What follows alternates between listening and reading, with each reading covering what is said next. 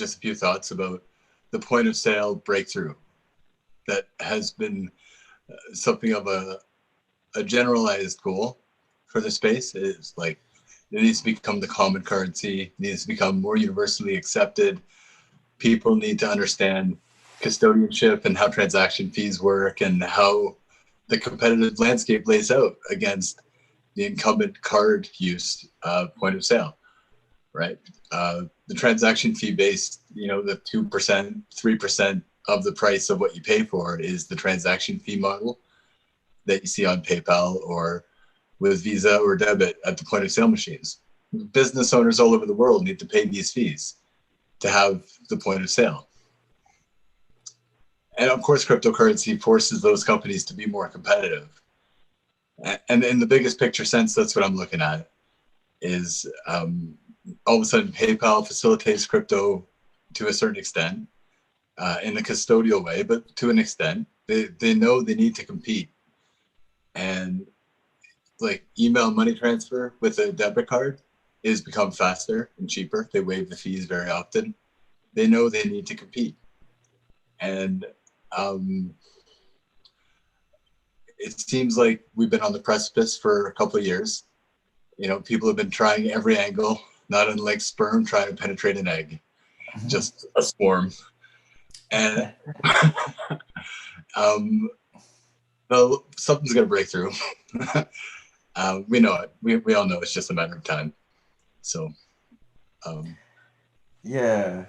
No, I agree. The technology is always improving, and people are also, they're accustomed to their local currencies, and the dollar also, right? Maybe as a secondary currency in some countries, but so I think there's just that part of it too, and I think stablecoins definitely will help there.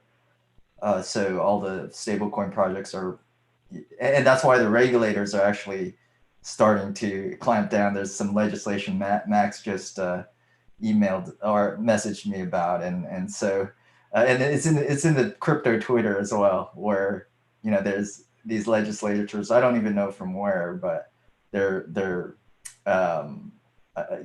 they have some legislation they're going to introduce pretty soon to go after stablecoins. So it is significant in terms of like, okay, like they're seeing this threat, and it's just it's passed on by the bankers. It's bankers legislation that's just they find the people that are gonna do their work for them in the government, and so it says a lot about at least the potential that stablecoins hold, and but there are going to be hurdles and challenges because it's a threat, right? And Bitcoin's already a threat, which is it's interesting to see how long it's been, and they haven't really done kind of the harshest kind of things that they could, right? So it's nice that it's Wall Street is accepting it, all these other big institutions are accepting it, that it may be almost too late for them to be too harsh on Bitcoin at this point, because it's become an investment asset for Wall Street and large institutions. So that's a good thing, I think. I don't know what you guys think about that. So yeah, I'm going to give you something that just happened this week in my country, for you have some context. By example, they just passed a new law to lower the credit cards fees. We have between 7 and 12% fee on sales for the merchants, and they just lowered to 2.5 for regular merchants and 1.5 for gas stations and taxi cabs. Oh, wow. Yeah, it was a big one here. Wow. And we always fight because until this government, and everybody hate this or president, and everybody talk bad about the president, but this government have done things like that really help the economy. But we are still in bad shape. So we are not in a default set up, but we are looking in the next 2 years to have the country in default. So a lot of things happening. And usually I saw Bitcoin and people liking cryptocurrencies when they start to fear that local currency is going to lose value, or they want to start to hide money from the government because they're getting very, very voracious with taxes. Okay, wow. And this is Costa Rica, right? Right. Okay. Yeah, that's great. I hope to kind of get a little bit more familiar, and I hope to visit you guys. I'm thinking maybe mid-January. I mean, with Gabo there, and I was planning to be there for a few months. So yeah, Costa Rica. It's interesting to know how it is. Maybe when I guess maybe offline we can talk more about like what's going on there. But that's a good thing, lower. Should we do EOS World Expo #2 in Costa Rica? Yeah, let's do it. I have a trip planned for the 20th of December, so I plan to be there many months. Here. You are all welcome here. Yeah, that's it's nice in January, February, right? I think I know other areas around there, like just in the Caribbean but yeah, Costa Rica. Yeah. Usually we have 6 months of rain and 6 months of good sun. We're just going to be ending the raining season by January. Okay.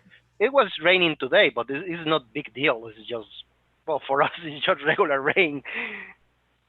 Okay. All right. So raining season just ends around January, you're saying. So that's good. We'll be there. Virtual vacations. It's still nice because the raining is only after 1 or 2 p.m. So you wake up early, you can do a lot of stuff. Okay, yeah, it's the short kind of rain, like the one that you could just get used to and still do your kind of daily activities without too much kind of concern, I guess. So, hey, Dwayne, are you in Puerto Rico or? No, right now I'm in Canada. I'm in Saskatchewan. Okay. And Jason, where are you? I'm in Canada too. I'm in Alberta. Okay, Alberta. Okay, cool. And Lisa and Max are up in Northern California, right? Chico, and I'm in SF right now. But and then Northern. What county are you in, Lisa? Like, is there a county? Me? Yeah. Tehama. Tehama. Okay. I don't know where that is, but it's up north. All right. So yeah, that's cool. Yeah. So it'll be cool to kind of visit Costa Rica and those areas. We have a lot of people in our Telegram channel in South America, Costa Rica. I think Gabo and Lucas and just all the people from EOS Costa Rica, and so it'll be good just to be able to meet up with people. With limited travel, I know it's probably still a little bit hard to travel around those times, but yeah, some restrictions, but usually have lift off. We one of our main incomes for the country is tourism. So we have airlines opening every week, new routes again, because that's the country business. Okay, that's good. That's good. Yeah.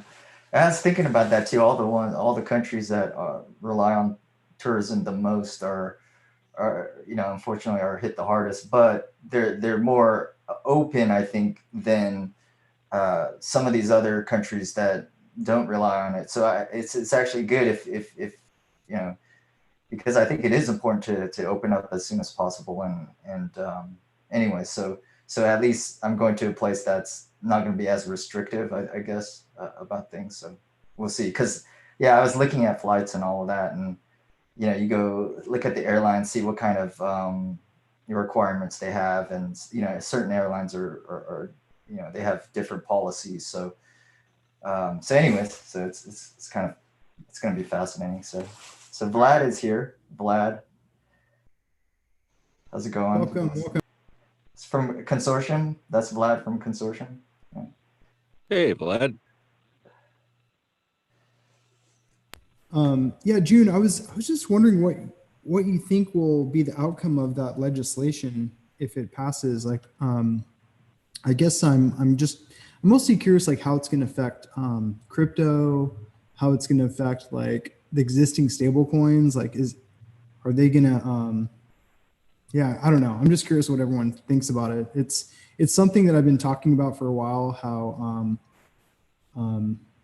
there's some conspiracies about them overprinting and not backing it with things with other the You're currency. talking about I don't need to say specifically which one. Tether. I guess I'm just wondering where that's going to go, and just what your guys' intuition is, and just something we can look back on and be like, oh yeah, like we were right, or I don't know. Just curious what your thoughts are. Yeah, I mean, I don't know. I'll go first, I guess, and then you guys can follow up. You know, Tether itself, they are the kind of the heavyweight in stable coins, and they do it a little differently. Of course, they have money in a bank, and they back their Tether coins with that money. So they've always been tied more to the traditional systems, right? And I don't know. I mean, without being part of any kind of audit or anything, it's hard to say.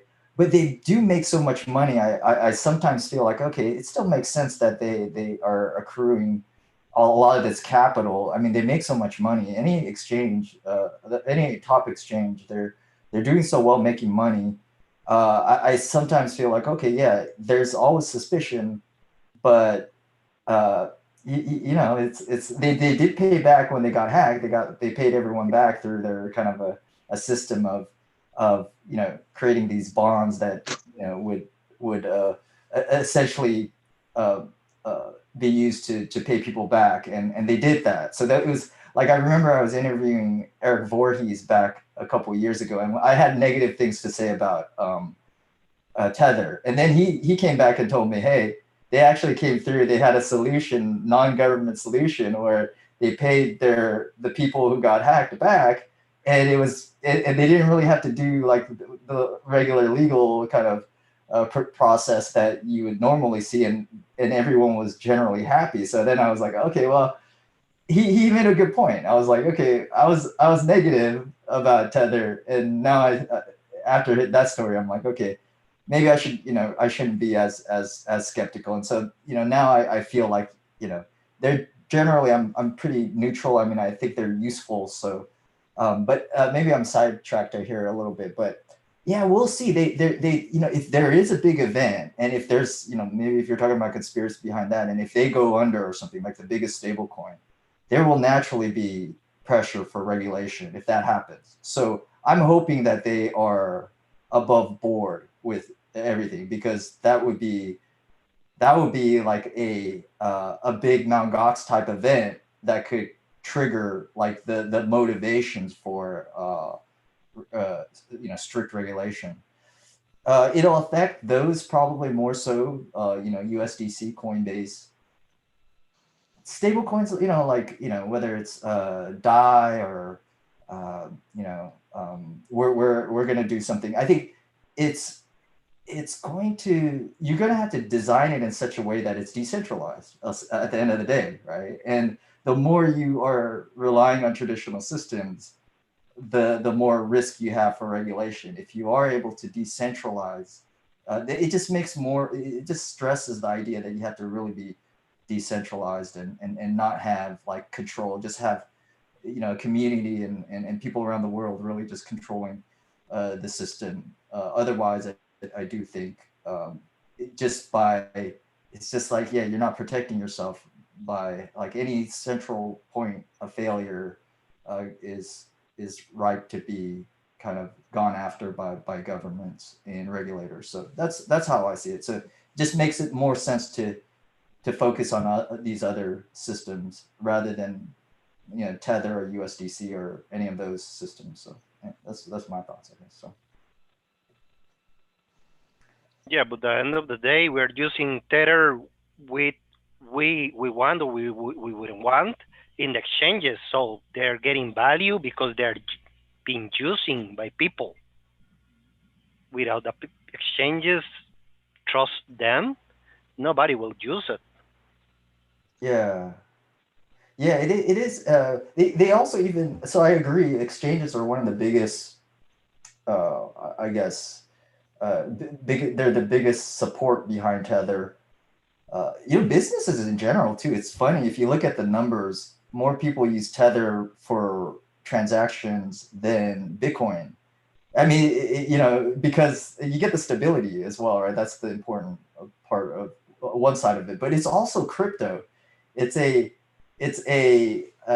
it's really the Tether part is the crypto side, and the dollars that the backing really isn't really used often, right? People just use it because they know, even for the short run, that they can use it. So, I mean, money flows around the world from China to Russia, tens of millions and even more every day, that are using it for business transactions, like, and they're so it's very useful. So so kind of going back to, like, this crypto is being used. Bitcoin is more like a digital gold, like people hold for the long run for appreciation, but Tether is really actually being used, like, and it's growing too. So it's amazing to see the volume of transactions that are going on in Tether. So, hey guys, I got a couple of comments on this topic, but I want to throw to the rest of the group first.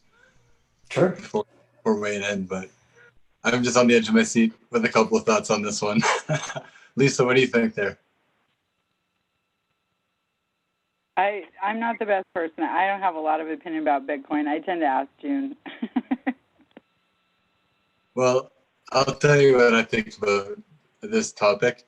I think there are two clear regulatory goals. The first is, what is the adequacy of collateralization? We know that deposit accounts have a certain threshold that they need to meet for their acid test, for like immediate liquidity. Like, how deep does the liquidity pool need to be in order to serve as backing, to back up what's in your account? And with Tether, I think the reason nobody cares is because everybody's making gains on rebalancing. For those of you who are unfamiliar, if you have a very volatile asset and one that is not, then occasionally rebalance them into some ratio, any ratio that is kept balanced the same at all times, no matter what the price volatility is doing between them, and ultimately you'll gain both. And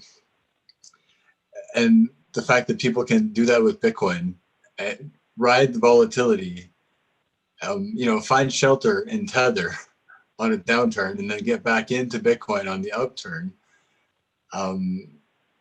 People are loving that. And I think Tether is great. A great example is like how necessity is the mother of invention, because we know that the exchange got hacked and they didn't know what to do about it. So Tether stepped in as an ad hoc stopgap band-aid kind of a solution, just so they didn't lose customers, a market-based solution to a problem. And I personally don't care of Tether's very well collateralized dollar for dollar. Like, I'm not the type of person who would demand a balance sheet to show me that they've actually got that much cash stored up in a bank account somewhere, because I would slap their wrist for it, for bad treasury management. Because holding that much cash is not a very good return on investment. We all know that holding dollars will lose their purchasing power slowly to inflation. So if Tether is actually holding that much collateral and cash, then I would suggest it's a poorly managed fund, rather than the opposite. But it begs the question in crypto, what is adequate liquidity or collateralization or custodial responsiveness, right? Like, exchanges that are collateral services, that are custodial services, they struggle with the volatility in this field, and that's why so many exchanges occasionally run thin on their ability to facilitate withdrawals, because they simply just don't have the cash on hand to do it with as quick as it comes in. We all know that this scenario plays out how it could mathematically in a bank run or something of some nature. And by show of hands, are you guys all familiar with June 3rd proof of keys? Max Enfield, yes, you're familiar with the proof of keys. No, but Bitcoin. It's my birthday. Is that your birthday? Which means today is day, by the way, because it's the half of the year today. So that's an awesome coincidence, Lisa. On proof of key day, Bitcoiners are encouraged to withdraw all of their Bitcoin from all exchanges, to hold their exchange in shape, in check, to make sure that their exchange understands that they need to have a good liquidity pool to facilitate withdrawals for all customers at the same time, just in case. If everyone decides we all want to liquidate at the same time for some reason, any reason, that exchange better be able to do it or have a way to do it. And stablecoins that's exactly what stablecoins are up against. They are providing proofs. They're crawling all over each other, trying to compete for the best proof that they can provide the marketplace and prove that they are, in fact, liquid. And that whatever it is that they say they are backing, that they're able to back that. That's one clear objective. And the other is the degree of decentralization we're talking about, because we all know that decentralization is not a binary concept. There are spheres of human interaction that can either be a tight nucleus and a small circle, or it can be wider, from 0 to infinity and everything in between. So at what degree of decentralization are we satisfied becomes the question for a specific type of token. Yeah, no, thanks. Yeah, that makes a lot of sense. And yeah, at least for your last point, yeah, it is. There's so many different aspects of decentralization that I think, yeah, it's good to be aware of, what makes sense economically and what makes sense regulatory, like for regulatory protection, I guess, too. And so yeah, there's and technologically, what is where where do we have to focus on with each of these kind of and then just it's interesting to see about this exchanges, how much real crypto they have or collateral that they have, the proof of keys. And it's just essential usefulness. And I agree with you, Jason and Lucas, about it's it's really it's to have that as a trader. Before stablecoins, it was really like you go from Bitcoin to altcoins, and that was your hedge. And that still happens. Actually, I am expert in between Bitcoin and Dogecoin. That's how I manage to make 1% to 3% per week my money. Oh wow, that's awesome. Yeah, and people do that, and there is this uncorrelated kind of. They are not purely correlated. So there is this hedging, and also Tether, you can't hedge everything. You can hedge maybe 5-10%. At any, if everyone wanted to hedge, they could probably only do it like 5-10% in total. So people still go to these altcoins as a hedge. You could kind of see it where sometimes Bitcoin is kind of going up, and then all of a sudden they're like, if it races up too fast, it goes to Tether, but probably also altcoins. So it's funny to see the pattern still kind of happen even today. So. Yeah, but I like a lot the proof of keys initiative. That's being as a community. I believe that's allow the people to have more awareness than if we were investing in this thing that we call decentralized. We need to really take care of the things, like we are moving then to our DACs and all these other projects, then the people is really have to invest time to take care of things. By example, in the KROWN DAC, then they have jobs there, or in the EOS, there is a lot of things that could be done by the people, but the people need to get involved. Yeah, I agree. Yeah, especially with the legislation. That one of the questions was that, you know, the effect of that proposed stable coin, you know, whatever their proposal is. And you can see how PayPal is taking that custodial role. I really only saw the headline of the Coinbase news last week saying something about some new rule about, you know, putting funds back into, you know, an individual's account. And this one seems like, hey, if you're gonna have a stable coin, well, you got to be a bank, and we're gonna hold everything. So out of any time, I agree, Lucas, the proof of keys and understanding, you know, that, you know, crypto with shitty middleman still involved isn't really crypto. Yeah, that's the sense of the idea. Then we are the owners of whatever is there with the keys. So I really believe that even then is a learning curve there. Whoever get into this need to understand their responsibilities and the rights in some kind of way, because we have the right and we can lose it if we allow other people just to do rules. And we need to oppose to the rules. You know, I think we need to own. Oh, you cut out, man. Could you repeat that? You're on mute. Sorry about that, guys.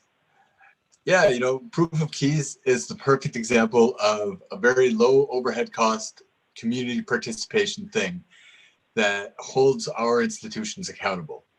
Because our institutions in crypto, well, they're becoming more like DeFi, and they have a sphere of decentralization for how decentralized is this thing. And of course, we can facilitate exchanges without surrendering our key pair.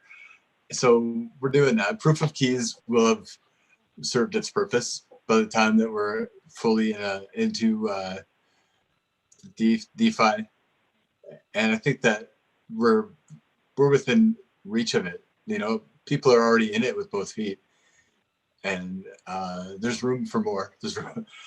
I'm not sure exactly where our theoretical limit is for participation thresholds for like what would happen in markets, in DeFi markets with wider participation. But I think that June made the point very early on that the institutions that might have been competitors to crypto are in fact also participants. And this is something that is sort of is alluded to in Satoshi's white paper, but it's that when we're all using the same asset, then we all stand to gain and lose in similar ways, that it makes less sense for anyone to be a malicious entity in the mix, because we know that a harm done to someone else's asset is a harm done to our own, ultimately. And so the competition that I see unfolding is all about proof, the quality of the proof.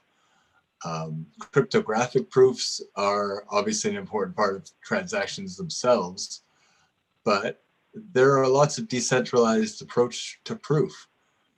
You know, we are aware of things like triangulating a proof of location.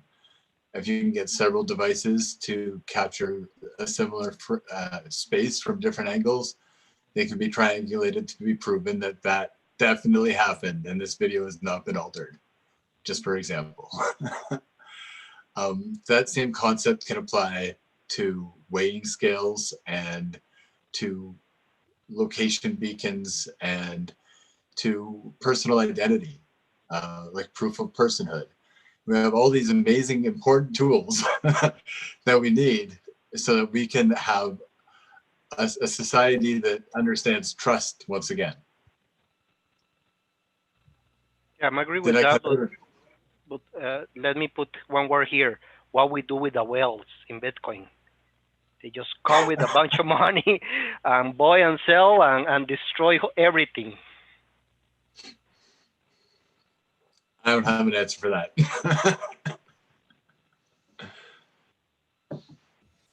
Yeah.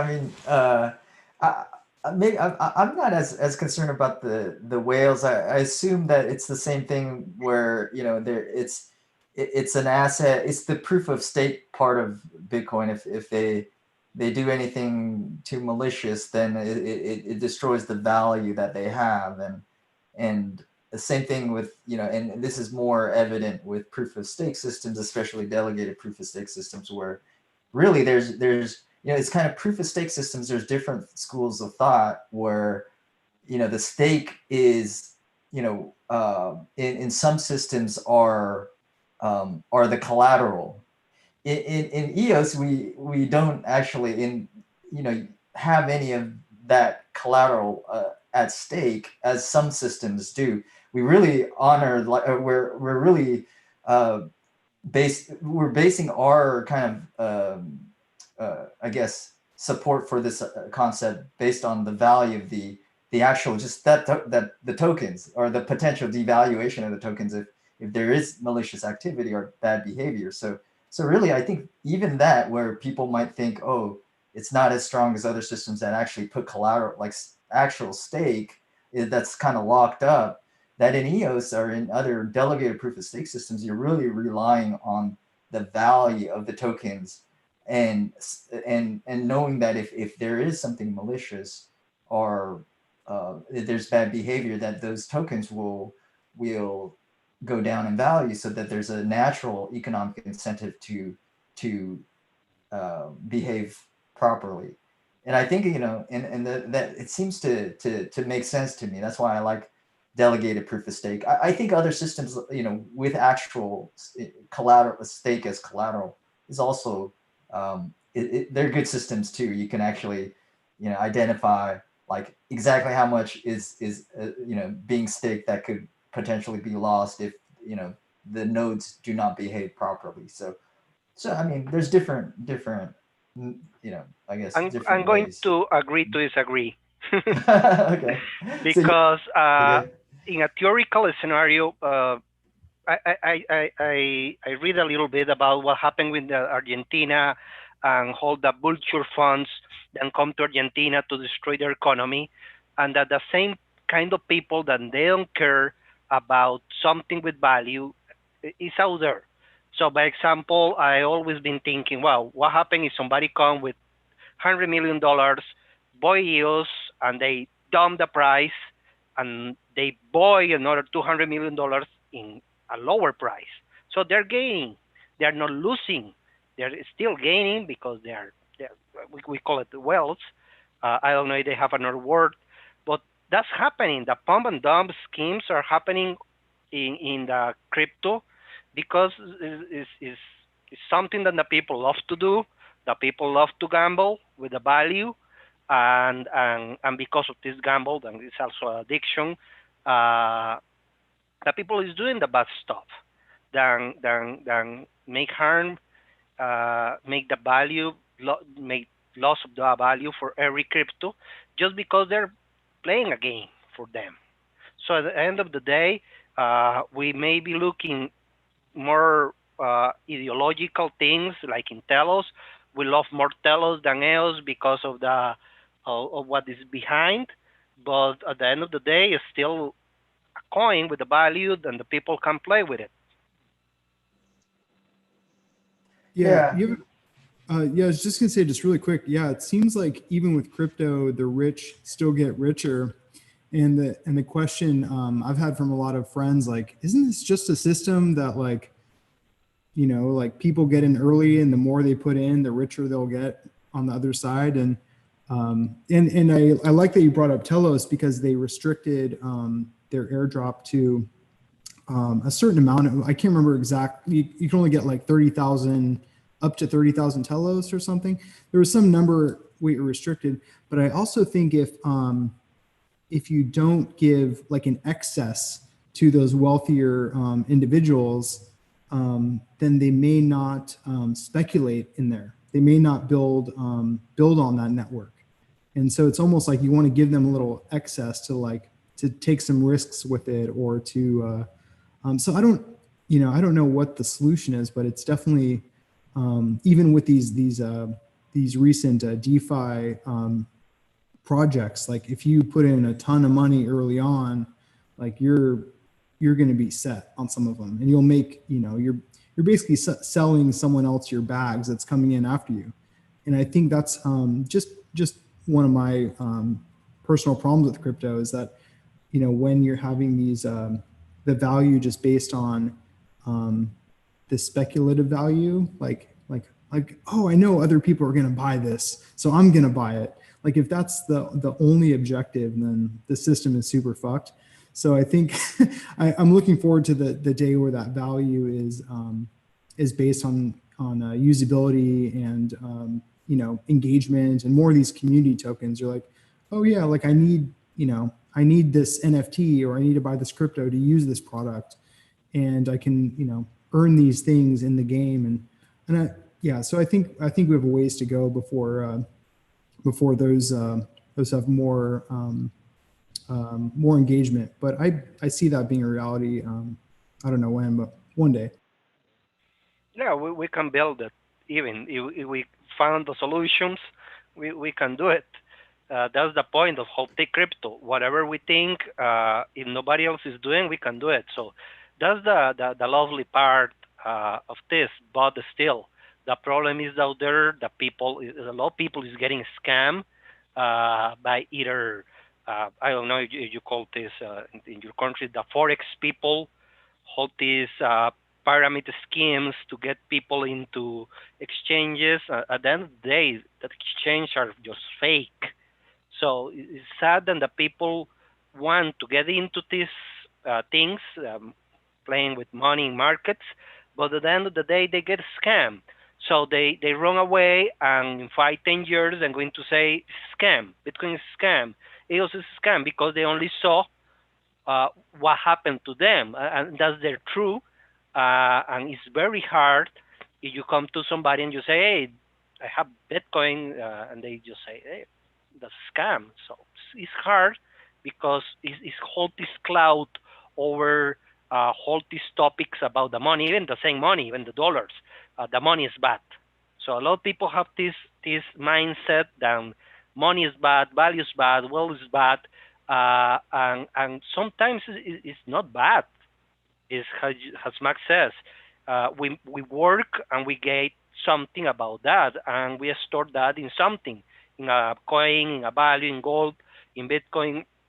But it's our choice to, nowadays we have more choice than 20 years ago, but now we choose to store value in crypto. But also we believe that we are believers, as I think in Star Trek, we are true believers, that whatever crypto that we own is going to get more value in the future. So we are not just playing dumb. We know that our cryptos will gain more value in 5 years, 10 years. We already know, we already make some money from crypto. So that's a truth that is going to happen. Yeah, and I agree with you, Lucas. I think there's, there's a lot of opportunity for experimentation and finding systems that, are, this is an open field. We can create almost anything we want, and it may or may not work, but it gives us the opportunity. And with anything great, there's anything powerful, there's on the flip side, there's people can abuse that power, and it takes some responsibility. So I do think, yeah, with it, so this is with anything, and unfortunately in crypto you have a lot of that going on with Ponzi schemes and scams from the very beginning. Bitcoin back in from the very beginning, like most people don't know all the history behind all the Ponzi schemes, but You know, these modern ones were were there from the beginning. I mean, you essentially have digital cash, right? So that where anyone around the world can send anyone else around the world value, and then so now like it's become, it empowers everybody really, like, and now like I can send anywhere around the world, and like, you know, someone from a, you know,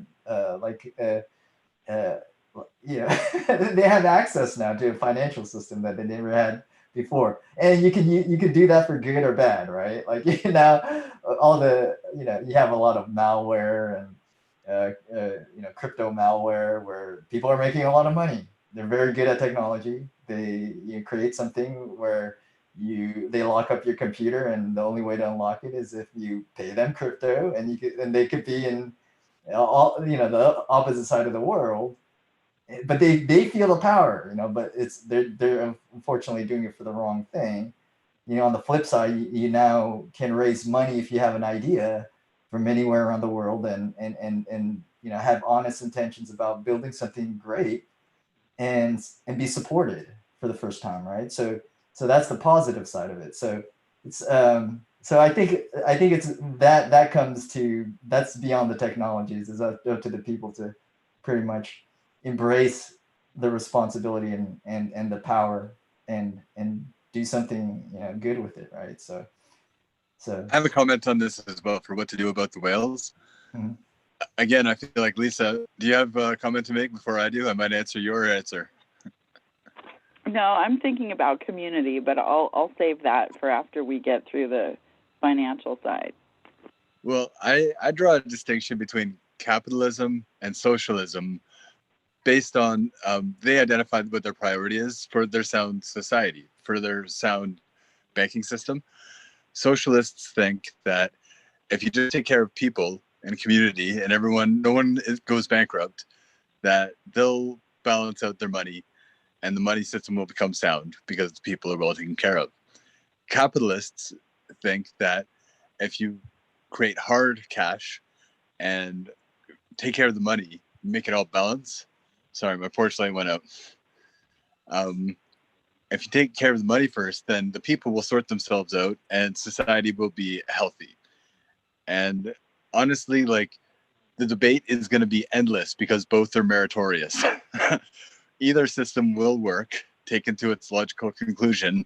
Unfortunately, we cannot form consensus on which side to put the ball to first, to put it into orbit.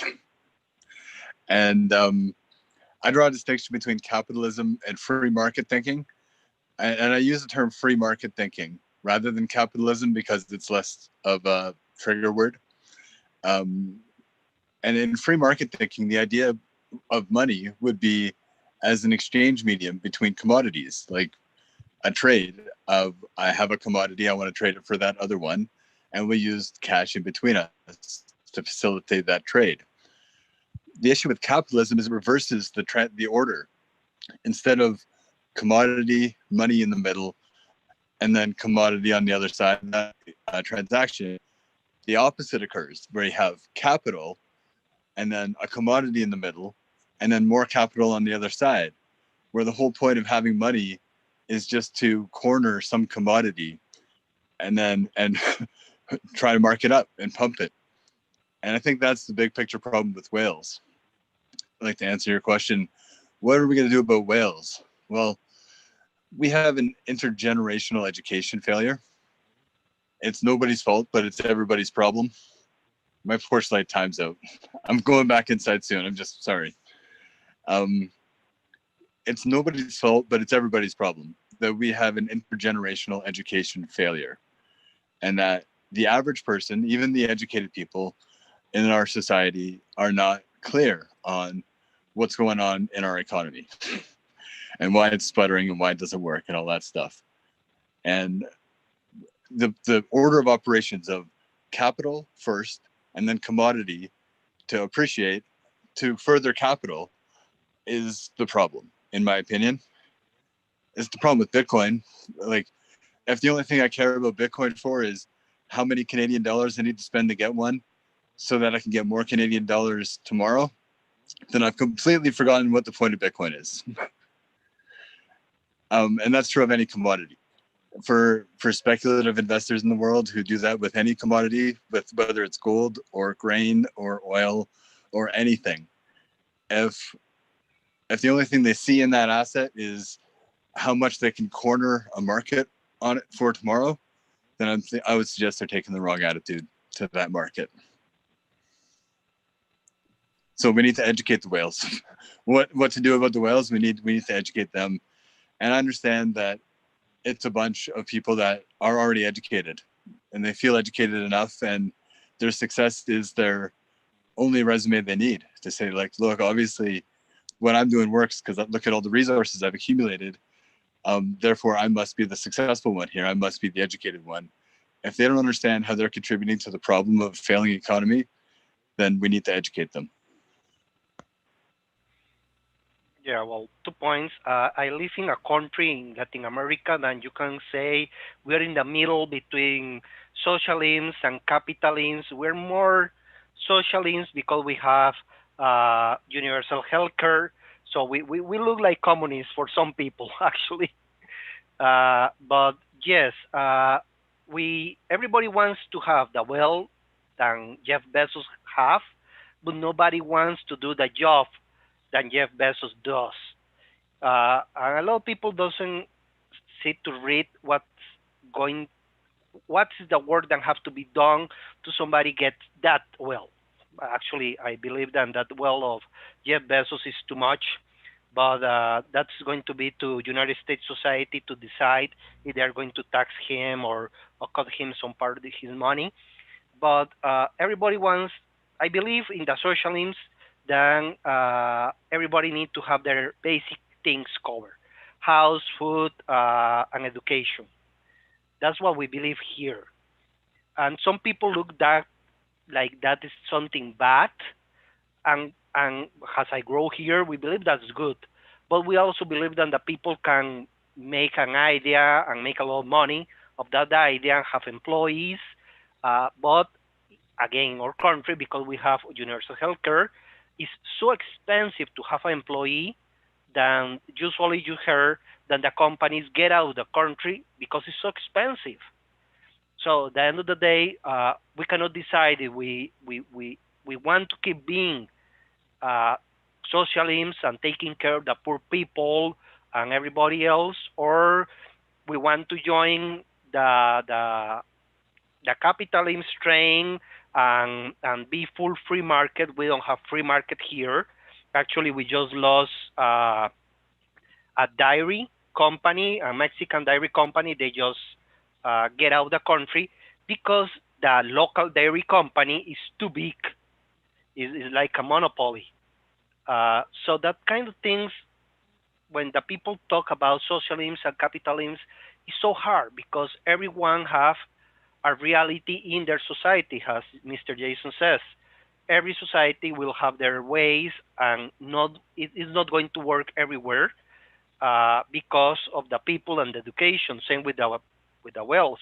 We don't have wealth in my country because nobody have that amount of money, and nobody is that crazy, for say that way, to play that amount of money just to be happy or to play it. But when I saw the Bitcoin pump and dump schemes, I usually think if that is the people or is now robots even. I'm trying bots on Bitcoin and they look so pump and dump scheme, and I just playing with them. So maybe it's not the people, maybe it's the tools that the people is trying to use. Then tell you that you can make 10% daily, weekly, whatever. But the people just saw that and they become greed. So the problem, the ending problem will be the greed. What do you think? You know, in the future, AI may solve some of these problems for us if we build it properly, because we're sort of looking at problems as a result of polarization, right? Like even the concept of socialism and capitalism being contrary is like putting someone in the middle, like you were talking about, Jason, right? Like, to me, it's like, okay, we have humans on Earth. What do we need? We need to eat. We need to live someplace. We need clothing. We need health care. Someone has a problem. You know, we've got some basic things that people need, right? Like, why do we have to invent isms and concepts to, like, divide how we're going to approach it? It creates problems for everyone because maybe two people fall into the two polar sides if you're looking at a specific wellness recipe for that individual. But in the future, AI will be able to say, hey, you specifically, you know, this is what would be good and healthy if we program it right for you.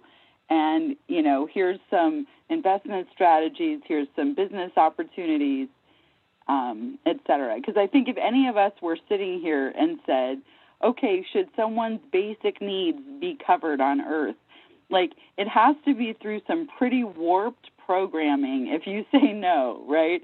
If you say no, which maybe at one point I could have seen myself looking in that direction, although I don't think I would have done it all the way, but you know, I have long been a fan of capitalism, and I think there is some great benefits to capitalism. But what I mean about that is the potential upside, the chance to come up with an idea to solve problems for people and do something that you love and create and invent and bring other people along.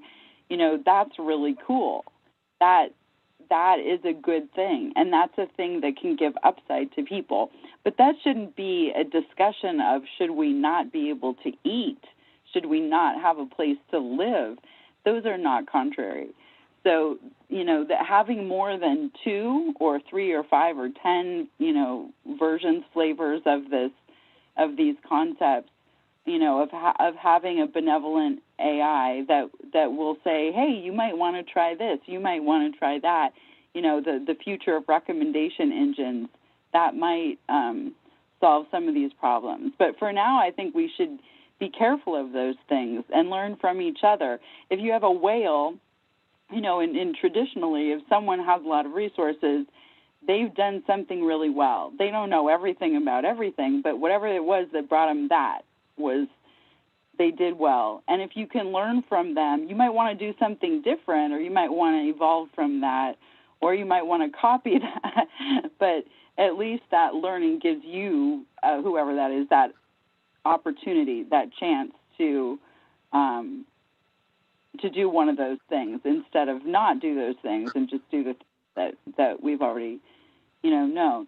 Now, someone who has amassed resources of wisdom, or like you say, we need to educate people of, then that's a whale of different sorts, the knowledge whale. And I would venture to say that the financial whales of sorts have started with the knowledge whale, which most people can't see. So that education exchange, wow, that's, you know, great idea, but how to do it. And the word education is even so, you know, tainted in so many ways, or not tainted in a bad way, but just like, you know, used for so many other things, right?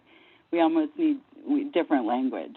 But just while I have a chance, and then I'll stop, but to go back to what you said about about Bitcoin and its true value and so forth, I really do think that, in my experience, the value of the crypto communities has been the community part, as opposed to the technology or the coin. Now, I know that's a good user perspective because you have to have the technology. It's great. Everyone's working on the technology. That's good, too. But the chance to bring people together in groups to get to know each other, to discuss these things, this is very important and significant and influential, and that's where I've seen a lot of education and learning. It looks like we may have lost him for a minute. I'm sure he'll be back. But anyway, Yeah. with that was fun. I'm agree with education, but by example, again, Latin America is a great barrier because of the language. And actually, I say one of these days the next language will be Spanglish, because you start to see a lot of people talking Spanish and English all together. I don't know if that's happening in your areas, but here a lot of people is talking both languages all the time. So it's very funny because I saw this like a premonition that the next 50, 100 years, Spanglish is going to start to be a dominant language. I don't know what you think about that. It's off topic totally, but yes, the language is a very high barrier for a lot of countries. And here in my country, we have a very high English adoption, because the third business of the country is being a call center for United States, actually.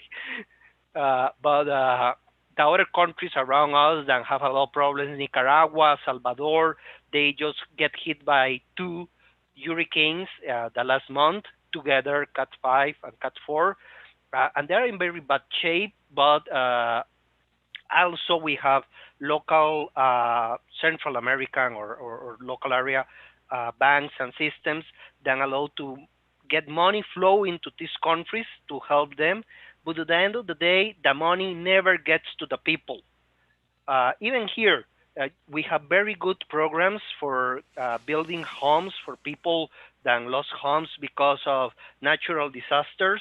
And you still hear people that says, hey, 10 years ago, that hurricane, they helped 1,000 people, but we are the other leftover, the 100 leftovers, and the government never give us a house. But then you have this problem, and you says, why the people want a free house if they can work? That's also a problem that we have in the social side, that the people believe that they deserve something free without work for it.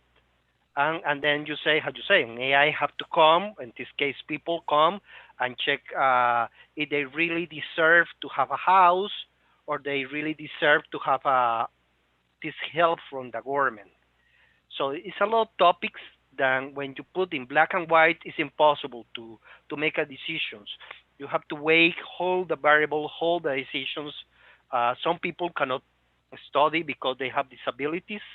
So it's going to be a poor family forever. They will never strive. Strive is the right word. Strive out because their kid cannot go to school. The several disabilities around here because of common capitalist problems. By example, all the pesticides that can be used in the agriculture. So at the end of the day, we have problems because of the capitalism that we're trying to solve with the socialism, but the capitalism doesn't want to pay for what they do wrong. Well, of course they don't want to pay. Polluters not going to pay. I'm an environmentalist in Alberta, and we're trying to get polluters to pay. It's hard, so I feel you, man. And in crypto, I feel like we need to admit to the problems that are in crypto that are inherent to the growing pains of the space for what it's been. I find myself apologizing for crypto when I try to explain it to the people who I live nearby, and they're like, "Well, is that a scam?" First question, of course, it's another scam, right? And like people in crypto who are advocates of it, we need to own it. Like we need to own that the world's a messy place, and it's really, really difficult to get it right. Even when you get it right, most of the problems that we have are actually side effect of some other solution.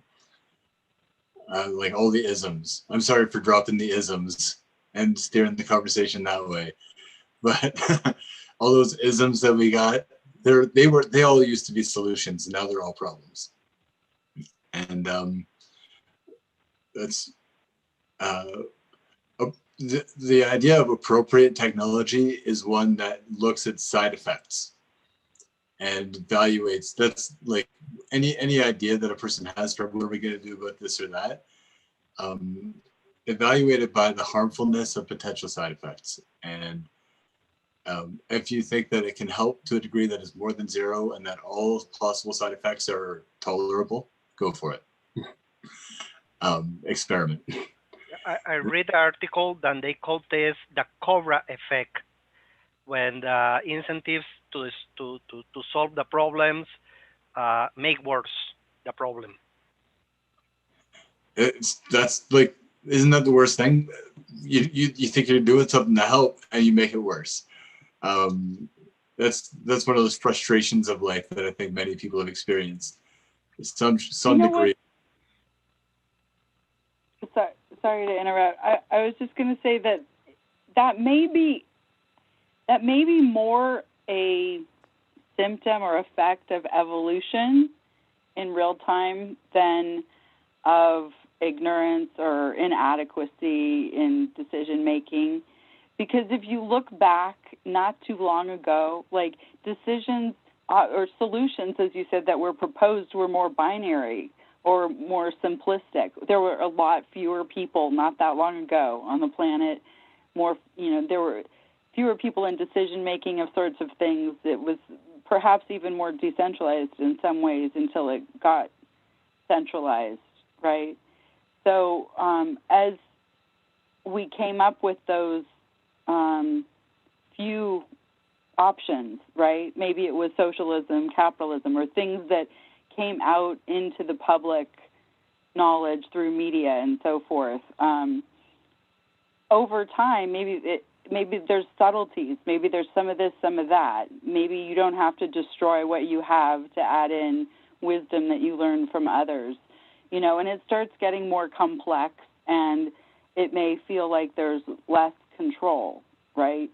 But in the future, even that'll be a whole bunch of, it'll be even more, what's the right word? I want to say fractured, segmented, targeted, personalized, whatever you want to call it. But I almost wonder of what can we do as a people to build and program the technology, the AI, in order to learn from that and to beware of these things that are problems. If we don't tell it to beware, to watch out for them in ways, it might have to learn that itself again. But, the other thing, just to touch on the government topic, I'm not sure all of this is the responsibility of government, okay, if we know how to do it, why do we have to, back to your middleman, why can't we just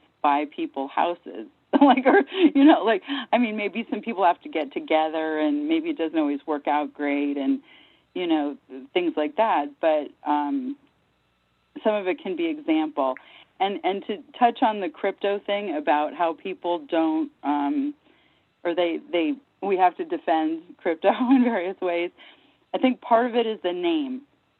And here's a suggestion for anyone who would like to solve that problem, and it may have ramifications. That's my disclaimer. But if instead of crypto you start calling it community, you will merge and fuse together community functionality and needs and technology functionality and solutions, and it will become one, right? Kind of like giving. There was a time when people didn't give online, but now almost all giving is online one way or another. So you can orchestrate that for good when needed, and you might want to test it out. I love your idea that we try to change the whole this bad cloud into something that the people get more attracted and can maybe understand in their mind, in how the mind is wired in a different way. Because when we call crypto, first and all, it's a new word. A lot of people doesn't understand really, so everybody could have their own sense of what the word could mean or mean to them. As we talking, some people just hear crypto and their brain wire already connected to scam. As Jason says, that people just make the question, it is a scam or not. So yes, I'm agree with Lisa. I love the idea then we can change the marketing, because at the end of the day, that's what we are doing. We're making marketing of this philosophical idea of crypto. Then we believe in it, but it's basically an idea. It's just something. It's not even an item, because it's everything electronic. So it's more like we're selling air. Hopefully, vision, ideals. Yeah, I think Lisa, you hit on a good point. It's like language does define reality. So if you if you want to be insular and have a cool kids club, then it's good to call it crypto, but that's not accessible to the masses. Like, how could we ever get adoption if we call it something that doesn't interface with everyday interactions? And I think that's extremely powerful. As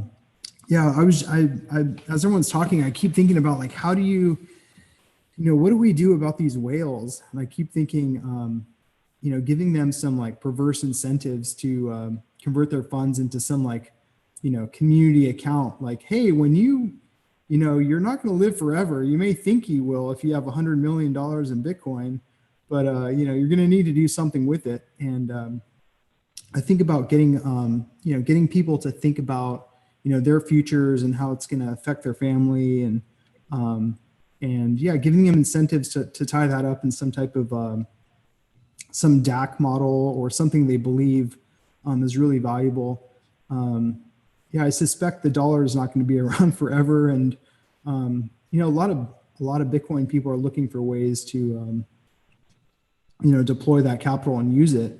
They're starting to realize, like, oh man, there's all these cryptos that actually do something. Like, how can I get this to work for me? So I think just educating a lot of those Bitcoiners that there are other opportunities to like lock it up or stake it or put it into other systems that produce value for communities, I think is incredible. Like, we're seeing like these swapping pools and things like that, where you can convert it to these other assets or these other things. And there's so few things that are being built on this, like, and that Bitcoin's just sitting there. It's not doing anything. Like, why not use it? So I think a combination of, like, reinventing the language, but also providing incentives for them to do things with that, rather than like forcing them to do it. I mean, we can't really force anyone to do it unless you're like it seems like the Chinese government's pretty good at forcing people to give up their crypto. I don't know how they're doing that, but I think a combination of perverse incentives, changing the language. Yeah, it sounds like a good approach. I believe that we need to start to take apart from Bitcoin exactly, because Bitcoin is going to stay there as it is. So whatever we believe, we need to invent it as the future. I don't see Bitcoin or Bitcoin miners changing anything to whatever is up to date, to their protocols and their things. They is working for them. So if it's working even for us, or some of us, then we have Bitcoins. It's okay. We make couple bucks over here by the volatility. So at the end of the day, we are happy. We know that it's a problem there, but if you ask me, I didn't change anything to Bitcoin. I like as it is, but I believe that anything that the massive people or the communities or end users want to get into have to be something that the whales are not allowed. And that's, of course, is not going to be Bitcoin. I don't see EOS, Ethereum, or even Telos still being for the population, for the general populations. I still believe that something have to come out in the future for them. But again, as I was telling, I don't see the crypto really doing something different, because we have each country have their coin. Until the countries or the people see some value to have these assets, I don't see them being in the public, in the general public.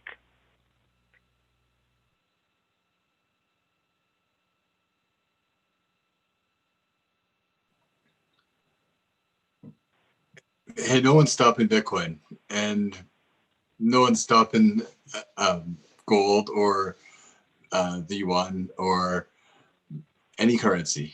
All countries are going to have their currencies. All countries are going to do their best to make their currency compete. And all cryptocurrencies are going to try to compete too. And, you know, the only thing that any reasonable person can do about it is choose what they're going to run with and how. And, you know, we're doing our best to spread the word so that everyone is as educated as possible. And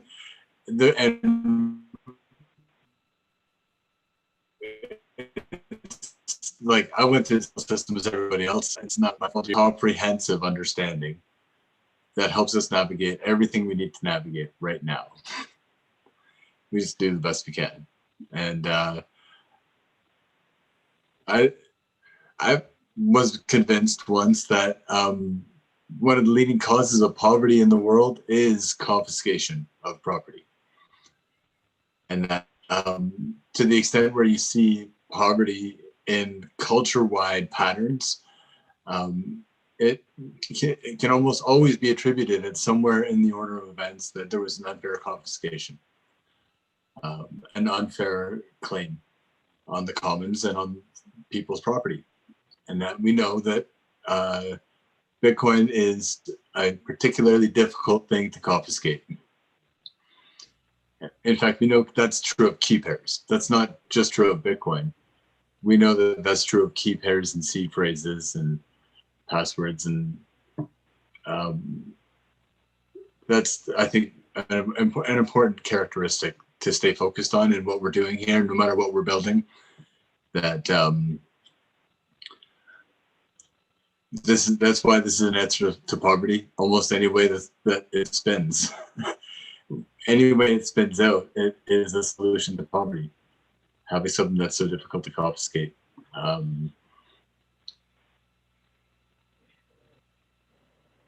So in other words, if someone has something, they need to be protected against losing it. Of course. That's interesting, because not everyone cares about everything. Not everyone cares about having a house or this or that, right? And that ties in a little bit with the comment earlier about, you know, that you should work for it to get the basic whatever. You could work for it. You know, I've often wondered about that. Like, why do you need to work for it? I thought, like, to me that ties in distantly but still with slavery. And I thought the idea was to get away from that the self-governed people would take care of ourselves, that we wouldn't encourage or cause people slavery. Now, I do understand it takes some time to unwind the thinking and the programming of thousands of years, right? Who knows how long? But if part of what we're doing is the quest for the ideal, the vision of free people, of communities where people can do what they want and love, you know, there is some, I guess I'll say, situational trust that people need to have for each other in order to make that work.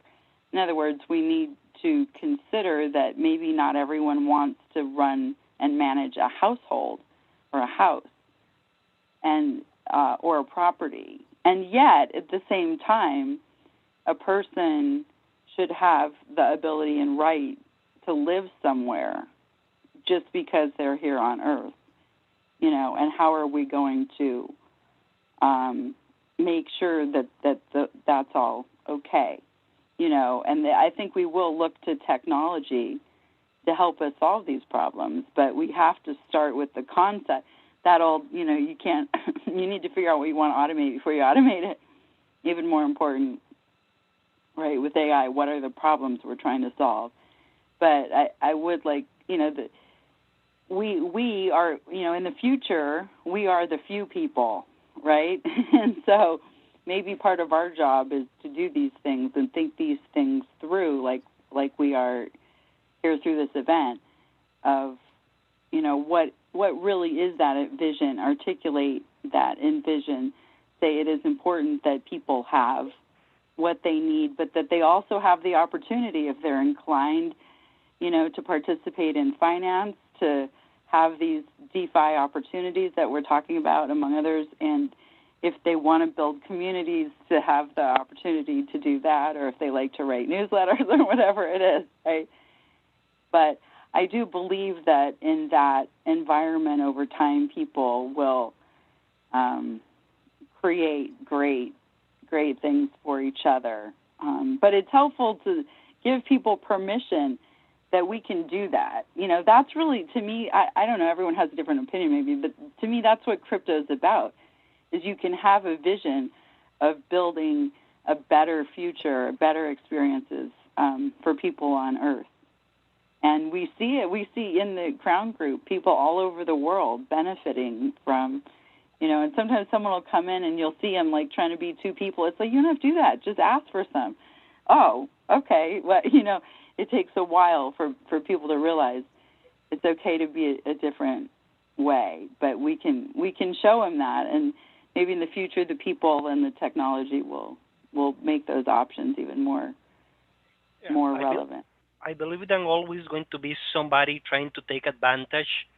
Again, I can only give you examples from here, and I believe then the problems that, by example, Lisa see in her country, again, John or anybody here, are different problems to each society and each reality, because each one of us have a different reality, and that is a little hard to put in a table. Like I was saying, black and white. It's very hard. The problems that maybe Lisa saw in his country is different than the problems that we saw here. Maybe we already solved here that problems. Maybe we don't want to solve them, and maybe we never be able to solve it. Basic things like the water, where we just got a new law that allow water to be like universal protective, and now we have a new law to sell water, to export water. So at the end of the day, we're going to lose the water that we have. That's how we saw it. But who is taking care of this laws? Is a lot of corruption in every government in Latin America. I don't know if that happened in the northern countries, but we saw a lot of corruptions here. The people without house in our country usually are immigrants. I can tell you that 70% of the country have their own house. So that's a lot higher than United States. Actually, I believe that in United States only like 45% own a house. Here is a 75%. But we have a lot of programs since 50 years ago for the people can afford a house with a very low rate. The government rate for housing is 9%. I believe that is a very low rate, or maybe it's a high rate if you compare with other countries, a 9% yearly in interest for a house. So, but that's the things and how society, we want everybody to have a house. We want everybody to have savings. And now we have these problems. The new problems are, by example, our neighbors, then, by example, Nicaragua is who provide the beans to the country, the 60% of the beans. So now we don't have beans in the next 6 months, and we need to import from Brazil, or we need to start to make beans here. So that's the kind of problem that we have here. And maybe you have other problems. The United States have right now an election problem. That's the reality. That looks so bad from outside, but maybe it's nothing when you are inside. It's things that until the end of the day, you know if it's a problem that requires a solution. It's very hard because, again, I'm here and I just see what the fuck is happening there. and you can understand all these fake news and all these things. Now, the point here is the trust. How, again, is people taking advantage? They get a free house. The immigrants get a free house, but they rent out, and the law says that you have to live in the house. Again, in the crypto, how you give trust to somebody to not do something out of what we're expecting, and you always we're going to find people that is going to take advantage of a situations. You get a free house, you rent it out because you don't want to live there, or for any reason. Maybe you get a job in another part of the country and you have to go, but the government doesn't have a way to just say, yeah, I'm not going to use the house, I need to live in another place because I get a job, and I am. This is a problem. This is a systematic problem. We have several tiers for people. Tier 1 and tier 2 is like poor people that need help. But you cannot when you jump from tier 2 to tier 3, you lost all the government help. And we're talking about $300 help, then sometimes is everything for somebody. So the people prefer to stay in tier 2, getting the government help, than jump to tier 3, then you have a job, and then you lose the government money, and your job is not enough to pay everything, to pay bills and pay everything. So the same system is making the people to stay poor. So it's very hard. And I know this, but nobody in the government want to fix this. And it's a very easy fix. It's a easy law to say when you are in tier 3, you request, you can get a 20 discount, but nobody wants to fix it because the politicians, politics people need poor people to vote for them at the end of the day. Mm. So everything is a big wheel. You know, part of the problem might be the regulation around it, the layers and layers and layers of regulation, because you could just give everyone the land and say, go for it, do whatever you want with it. But, you know, by saying, well, we want it to go to certain people, there's not enough for everyone, we have to limit it, you know, that scarcity thing again. So we have, you know, I think we have enough land. We're just not choosing to do that, right? And so, I don't know. You have a problem there that I just find out, the gentrification. We don't have that problem here. The one thing that I know for sure when it comes to planning a project with values in mind, when you got humanitarian values in mind, and you're building a project, we have to start with where we are. We can't start with a hypothetical possibility. And like, Lucas, you're completely right. Somebody always takes advantage. Just like somebody's always wrong on the internet. You know, if the group size is large enough, somebody is going to take advantage of it. And, you know, in many cases, it's foreseeable. It's predictable that in a certain scenario, a certain proportion of people are going to take advantage and game the system or something, right? And so that's our game theory. That's part of where game theory starts. In that, the idea is sort of to turn that into a jujitsu thing, like for the people who attempt to take advantage of the system, that they'll actually just build its resiliency somehow. To, you know, maybe that's an ideal, maybe that's a fantasy, but to some extent, I think it works, and I think that's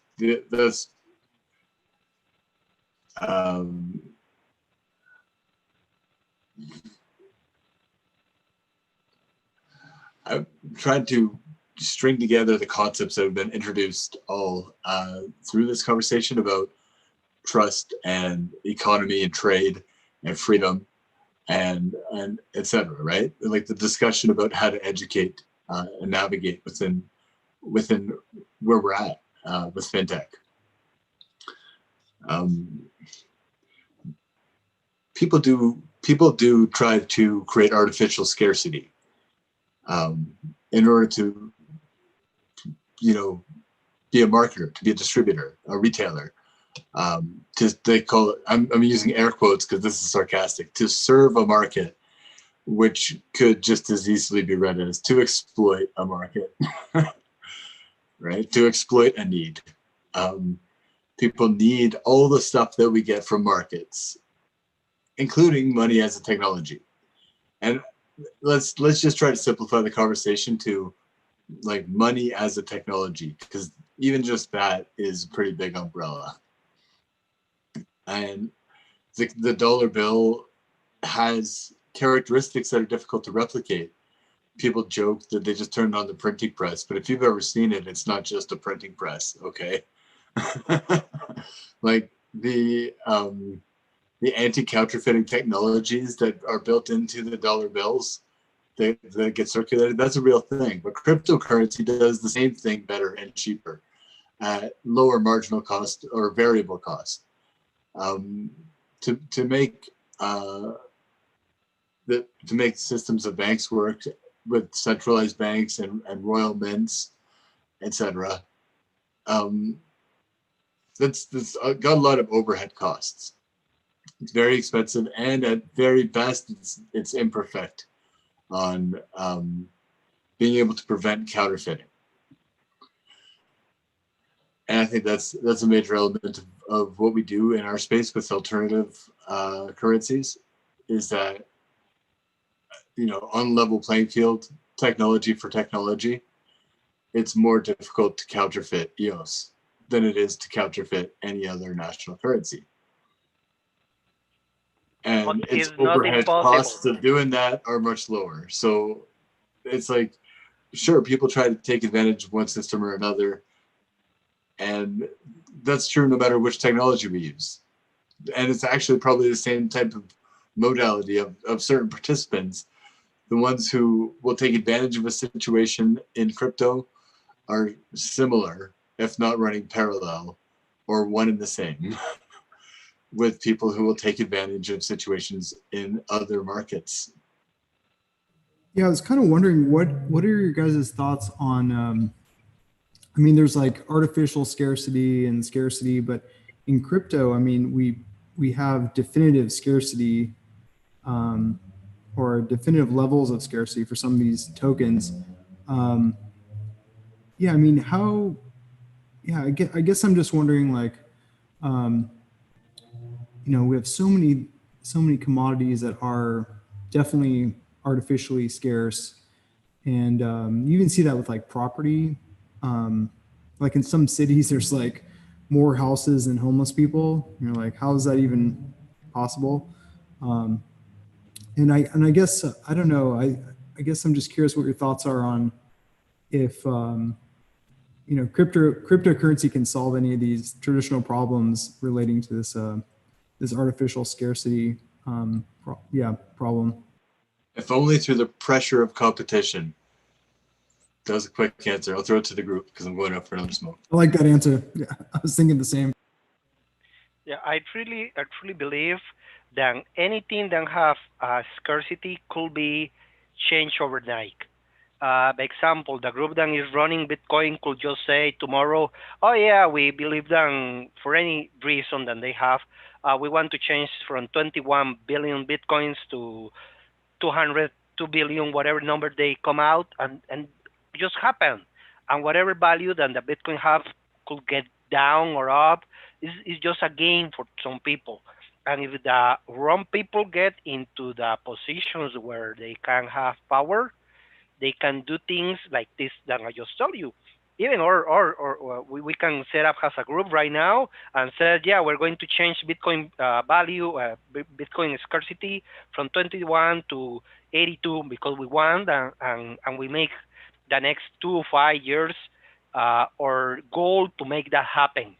So it's people making things that we cannot have assumptions that this thing is going to be forever like that. Even the same Bitcoin, they can just come one day and says the ISPs, yeah, we're going to ban Bitcoin. They can ban Bitcoin. It's a way to do it. This is very expensive, but if all the governments of the world just get together and they say, yeah, we want to ban it, it get banned, and that's the end of it. So that kind of things can happen. the probability is very low, but some countries have done that, or things that is not crypto. By example, TikTok. Countries banning social app just because. So that kind of things, I always try to think that right now it's here, but tomorrow could just be gone. Tomorrow, Bitcoin, for any reason, could be gone, and whatever value that we put into that could be zero for the end of the day. We'll always remember.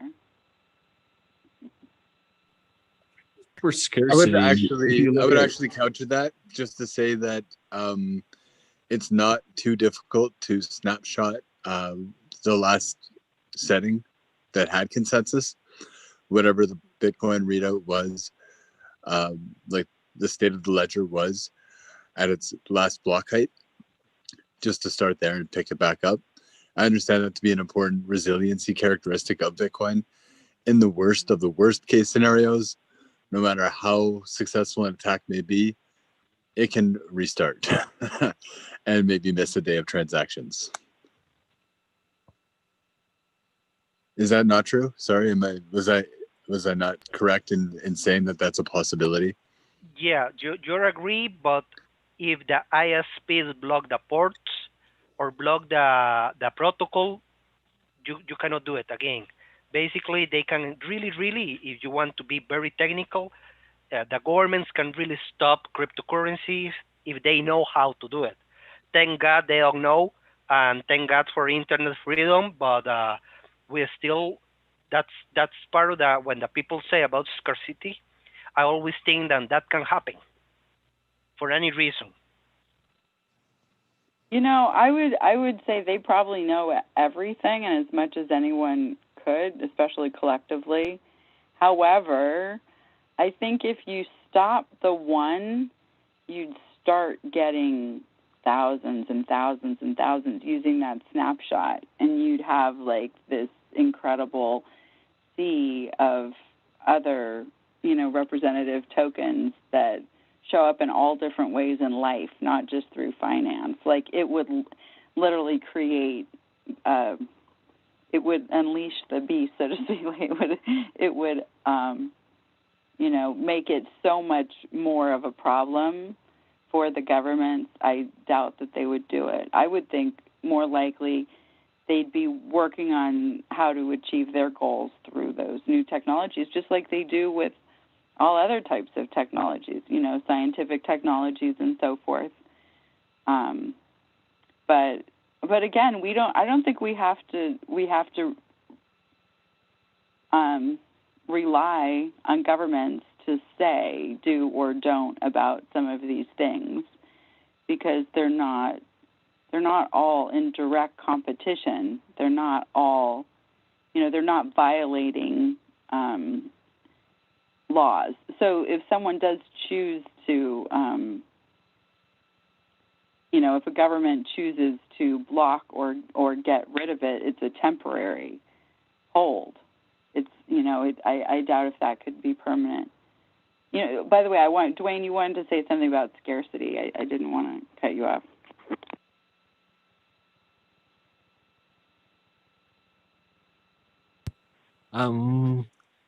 I go back to agriculture and nature and just thinking, you know, all this scarcity, you know, there's incredible abundance. We have enough food, land, air, water, you know, just the path that we're going down. So yeah, it just seems like we're using the wrong numbers, right? Like you're saying like, yeah, the government just sold out our water. You know, like if I had a stake in something, like I plan on being here for a bit more, I like to have abundance of clean water, air, food, and happiness, right? And I think most people are, you know, we're talking about the gamers and stuff. Yeah, it's I don't know. I have some hope that it's going to be all down to the community level, because we've solved incredible things as small groups, and that's and we don't need permission. So it's about the people that are taking responsibility. You know, I've seen maybe drifting on to the conversation of free houses, I've seen two sides of it in Canada, right? So you've seen, I guess at the root of it, if you're not doing something meaningful and you're just getting things to keep your subsistence and you're just not being productive, well, the mental state of that versus any of the economics is all wrong, right? So, trying to help other people when we're not knowing how to help them or asking them how they need help, right? So, we assume everyone needs a house and that's a right, but the way to empower them to have a house or a place is different than us just solving like, oh, let's just build someone a house. So yeah, a lot of I think we have the biggest drain.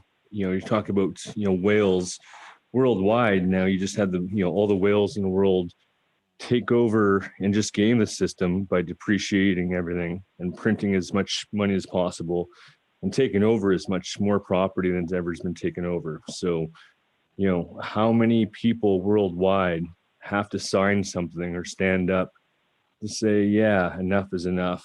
You can't sell our water, and what are human rights? So if this was a conversation 2 years ago, no one could even fathom that you could shut down a world, right? And so, out of any time ever, it's I think we should have more people waking up to that. There should be other solutions, and we can't leave it to a few or to a government or to a few corporations.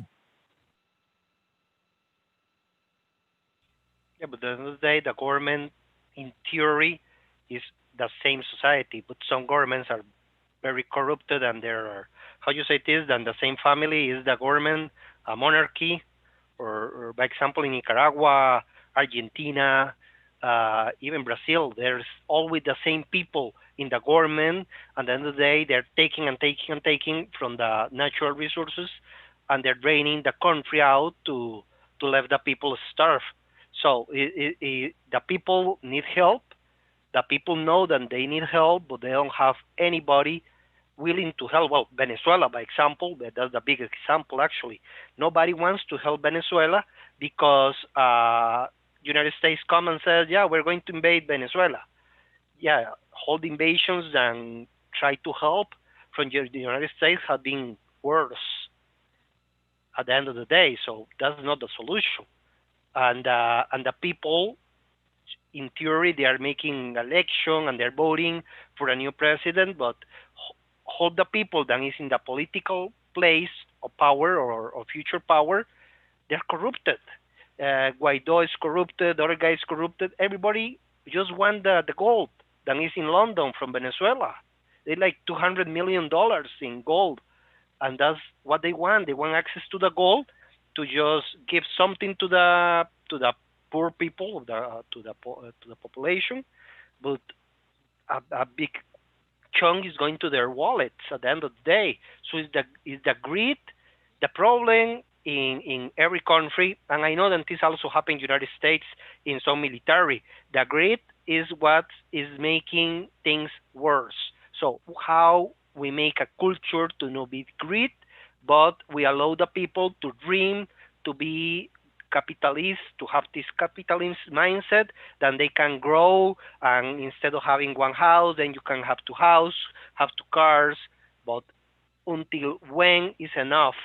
How much a person should have or not have? Because I know people, then they just have like 100 houses and they rent. That's not bad, or it is. That's the moral thing. When is something bad, then we are encouraged the people to do it. So we told the people, you need a house. So the people have that in mind. They get the first house, then they have the second, and they say, yeah, why not the third? Why not the fourth? I think it's a wonderful thing if people can naturally, or in the current state of the time, be how they want to be. if it's a person who likes to play games, if they like to win, if they like to have as much as possible, why are other people saying they shouldn't be able to do that? And quite frankly, if they have 100 houses and they rent it out, someone who wants to rent a house benefits, right? So part of the problem is in that trying to limit, trying to change people, as opposed to think, oh, this perspective, this skill set, this person, this group of people have value and resources we could learn from or benefit from. And to go to your point of some people trying to take it all or be corrupt or benefit, some of that might be that incentive concept to deal with philosophically. If that's what they want and that's what they do, how can they be given a path to do that in a way that doesn't harm others, right? If someone wants to win the game, if someone wants more than everyone else, and they want to do what it takes to get there, what are those paths, right? So typically, anyway, I don't know, in marketing theory, this taking like people in a group, let's call it an audience segment or a targeted audience, and then designing a path for them to get to where you want them to go or experience what you want them to or what you think they would want to or might go through that would lead to the destination you want. It could be buying a product or service or whatever. But this concept can be used to say, okay, well, are we trying to devise an ideal for a person in Venezuela or for this thing called the government, the government of Venezuela and the graphical region that represents their land, right? Because when I look like what we're doing in the KROWN group, we have many people from Africa, and a lot of people say that governments in Africa are corrupt. Even some people there have talked about how it's helpful to know someone in the government if you want to get anything done, which may be true everywhere to some degree. But at the same time, they might earn a couple dollars in KROWN and convert it, but that's a significant amount of resources where they live.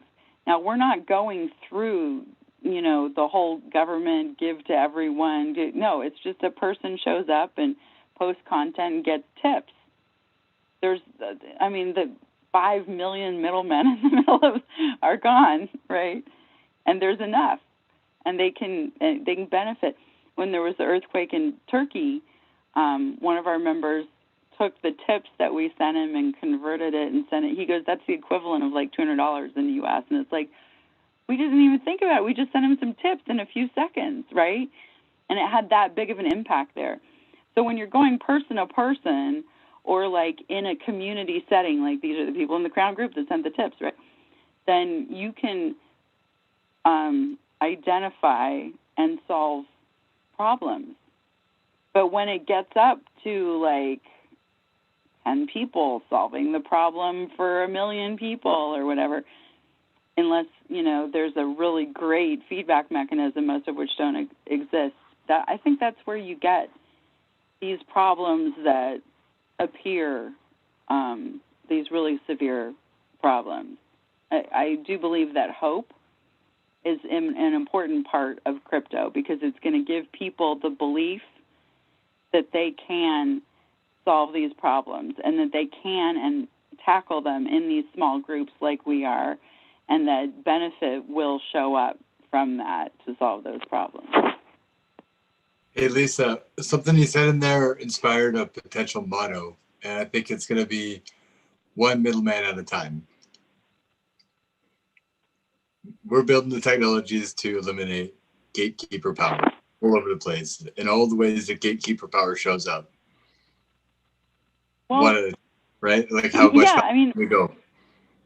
I'm not saying any of us would have done differently necessarily. Like we can't be sure that if we were put into the White House or the equivalent of whatever that is all over the world, you know, that position of power, what would we do? Would we radically, I mean, maybe now, even with some awareness, we might do it differently, but go back some number of years, you know, would we have known to do it differently, right? So we have to be careful about blaming other people. And honestly, many of us have been trained to be really great middlemen. And whatever we are, that's the game. That's the work. That's what we've been taught, is we have to do that or we don't have rights to a house. We're not allowed to have resources on Earth if we don't go be good middlemen. I mean, that's my life history in many ways, right?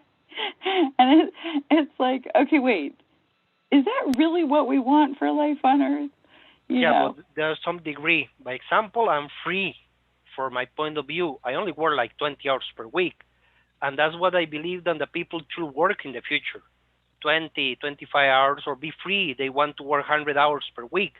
But with that 20 hours per week that I work, because of course, be a programmer pays very well the bills. But I know a lot of people have to work 60 hours per week, and they get a third of what I gain. And maybe they are more important their job than what I'm doing. So that's something. Some days, not the whole days, but sometimes I think about I have privileges. We all here have privileges. By myself, having able to speak English is a big privilege in my area. Having connected with people from all around the world, and even be able to do it, because it's a lot of people that is very inner in, and they cannot talk with other people. So that do not allow them to strive and learn. And I like to learn. I like to talk about a lot of topics, because I learned right just this tonight. I learned so much from all of you. It's so enrichment to talk with you guys. It's so many topics. I know that maybe we off topic about the crypto, but at the end of the day, what is crypto? It's just something that we can give them a purpose. In this case, we want to solve problems with crypto. Other people want just to make money with crypto. Other people maybe want to scam other people with crypto. But it is the purpose, and is the philosophy. The idea that we put in the effort that we're doing is what give us something in return, and not always is just money. Not everything is just money, and that's very important. We need to learn. We need to grow as a community, even though we are very apart. I believe that we are almost around the world right now. June, you are in America. Yeah, we are everywhere. So it's important to understand that there's problems, a lot of problems we cannot solve. We can be very idealistic. Venezuela is a problem that I don't think anybody can solve. It will solve naturally, but it's going to be hard. It's going to be a lot of years. Like Cuba. Cuba is a problem that nobody remembers. It's there. It's happening. Right now is riots this week in Cuba. Nobody cares actually, but things happening. The people keep trying to be good and to try to do more things, do something else tomorrow, something better. And I believe that the crypto, if we make, as Lisa says, we make a community, we can strive to do good with something that we maybe see little. Maybe for us, $20 is not too much. And for somebody in Venezuela or in Africa, could be a full month of food. And that's something that really touch your heart. That's well put, Lucas. Really appreciate everyone's kind of great insights and thoughts, and sharing of experiences. It's fascinating to kind of get an insight to all, everywhere around the world, the US, Canada, Costa Rica. So I think we have a lot ahead of us too. I think, this is a great discussion, and Unconference, I think, maybe is the next step, where we get more of this discussion and then go to the next step where, okay, maybe we go into something more about brainstorming, maybe ideas and activities that we can pursue. And then the hackathon is even a step further, where we get to brainstorm and think about building projects. So that, I think this is a great kind of first step into kind of exciting next couple of days, just to continue the conversation and learn and try to build projects that can help with all who we're trying to help and ourselves improve as well. So empower like each and every one of us as we kind of go through this process. So yeah, I'm excited. So anyways, yeah, it's great. I mean, feel free to kind of continue the conversation, and I'll see you guys tomorrow and the next day. So I'm excited to kind of have you guys back and just start. I think really embracing this fast, like this enormous power with DACs. Really we're in a kind of the frontier of organization, right? And so I'm excited to kind of keep learning from each other about how we can kind of use this powerful tool, especially with everything that's going on. And I didn't even know everything that was going on in Costa Rica. And now I feel like, okay, yeah, I think this will be a fantastic tool for that and us as well here in the U.S. So. All right, so feel free. I'm gonna kind of hop off here, and but enjoy kind of the rest of the night, and I'll see you guys tomorrow at 1 p.m. So take care, guys. Awesome. Thanks, Awesome. June. Thanks, Thank you, Gene. John. Thank you. Yeah, and just to add to what he was saying, I love seeing so many diverse backgrounds come into crypto, and the origin stories. And when someone's like, I was a banker, or I was I was into trading stocks or Forex, and you see these like, those are like so common. My friend told me to invest or something. And then you see all these other types of people coming in, and from all different types of life. And yeah, and I mean just from helping out with KROWN and seeing how people's like basic needs are being met is phenomenal. And I mean, it wasn't just like a couple people. There was like dozens of people that were like making needs off this token that we were just tipping out and just giving to people. And like, wow, this is really powerful. Yeah, anyway, I'm super excited for this event, and yeah, I'm glad it's happening. So yeah, I hope you guys can, Lucas and Jason, hope you guys can make it tomorrow. I think, yeah, 1 p.m. PS Pacific time we'll be getting on. And yeah, it should be pretty fun. Thanks for coming, guys. Thank you, Mr. Max. And I believe this is about that. I believe that has KROWN, you should do some videos or something talking about how, not even only KROWN, how all this technology can improve life for other people. I believe that's how you say this, that story about how KROWN help and how the crypto could make a change in lives, could allow others to invest or to even just look around what is happening. Because a lot of people only saw, as I begin, I only saw Bitcoin and as a money maker or a place to have some money stored or hide from the government. And now it's changing to smart contracts. But I know that I am here like 5 or 10 years in the future against my local compatriots, programmers and everybody, because nobody's talking about blockchain in my country. Nobody is not in the news, is not anywhere. And when this is going to happen, I want to be in the front line. But still, we are 5 or 10 years before, by example, the government come and says, or Walmart come and says, yeah, we want everybody to have blockchain into their production line. So that moment when a big company comes and says, we need this, I'm ready to jump into. It's like when social media arrives to the country. I already have social media 3 years before. So I already know, I understand how to use all these tools. I get big clients, sign up, and then I get out because I make money there in social media and get out. I believe that in blockchain, even if you see it, as I said, very realistic, when it happens, I'm ready, I get into, I make my money, and I get out and I jump into another trend.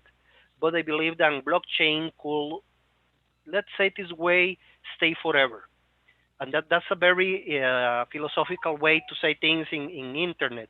Everything that you upload stay forever. Every picture, everything that you says, it will be maybe stay forever there. And that's the time bank. I love my idea, the time bank, but I don't see potential users in my country, so I don't make it. I will make it someday because I believe in the time bank, but I don't see a near future when the people is using the time bank because they don't see it as something of value.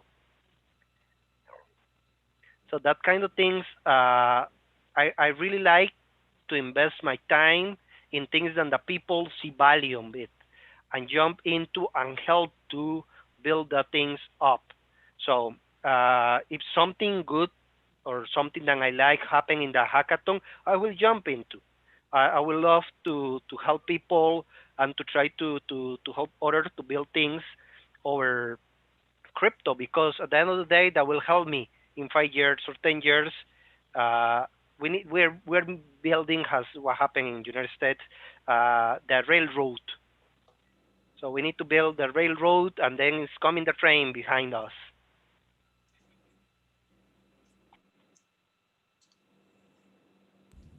Yeah, I love. Yeah. Just really quick. I was just gonna say really quick. I love that. Yeah, we're building the railroad. I love the analogy of the pipes. Like we're still building the pipes. When we started, there wasn't like any really robust DAC building platforms, and then the guys at EOStack just did some incredible work, and just seeing that evolve and actually being used. And we have these cousins over at Vigor and just seeing how the last hackathon we launched MetaDAC was so profound to go through that experience and come to some consensus, and it took a really long time, but that was like a profound experience. Like I still get the chills, and I explain it to people. They're like, "What? Like you did that? Like you came up with a community and figured out what the value proposition was you're going to offer, and then did it on the blockchain." I mean, it was on testnet at first, then over a few months we got it, on mainnet. But yeah, it's just really, really exciting to to have been talking about it for so many years and to finally be able to put some fluids in those pipes and and be able to use them. It's just, yeah, it's amazing. As a true believer, I really see, by example, the DAC. I love what is DAC so far, and I have a true potential. I really saw DACs being used by the United Nations in the future to create communities around the world where they cannot tackle problems directly, because this is happening with Venezuela or Cuba is going to happen again in other countries. Any country could become communist because some people believe that's good. As far it's been proved that it's wrong, but people want to change things because the same problem. Capitalism, the right capitalism is making people have fears, have problems, have a lot of pain. So no one of the extremist part of what we have so far is working. So I really believe that it will be created in the next 10 or 20 years, a new kind of democracy, democracy 2.0. I truly believe that the voting system have to change. I believe that the crypto could help to make less corruption on countries, to help problems with elections and things like that. But also, very wise programmers can make election, just hack election. So a lot of things can happen for good and a lot of things can happen for bad. We just need to see what happened. But yes, it's a path there. We are building that path. It's being hard. We need to be very patient. Even then it's 1 year apart than we talk. A lot of things happen, but also not so much things have happened in the last year. So maybe you, by example, with Bitcoin, as Max was saying, you was hoping that the next year all the point of sale system will using Bitcoin and didn't happen. And 5 years later, it didn't happen. And 10 years later, it didn't happen. So that's a thing that you know that will happen someday, but could be 20, 30, 50 years before happening. It's the same with crypto. We may be 1 year before all the governments start to use an election system based on crypto, or maybe it's 100 years before it happens.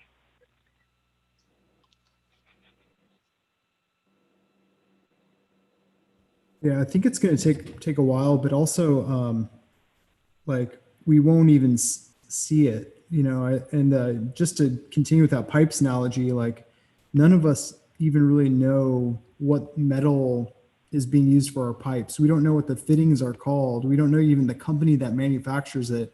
So, you know, this is like so early. I mean, when it's in its full, you know, when it's fully being used, it's, you know, we're just going to be benefiting from it. I'm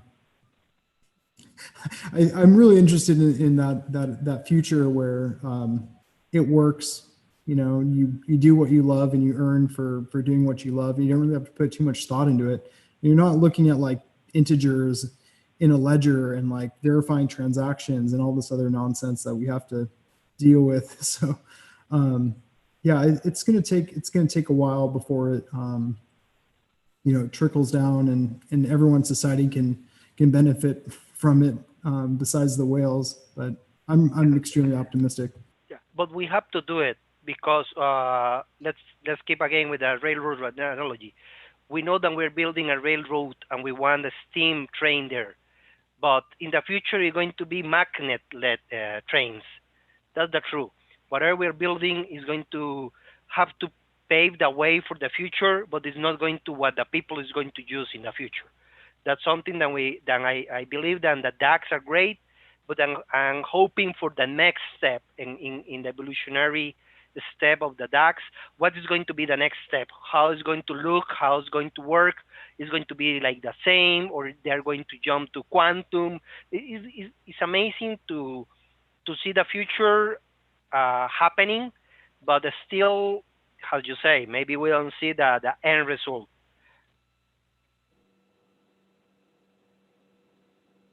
Yeah, definitely.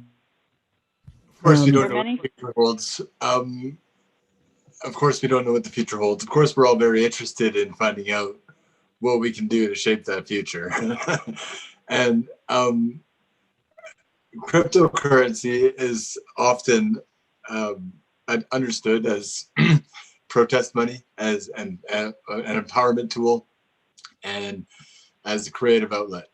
And so I see it as all of those things, and that's what brings me into the fold. So I'm looking forward to tomorrow, and plan on participating in the DACathon. In the first go round for the Meta DAC, I was only there as an observer and for introductions, but I did bring it back to the project that I co-founded with DAC Cafe.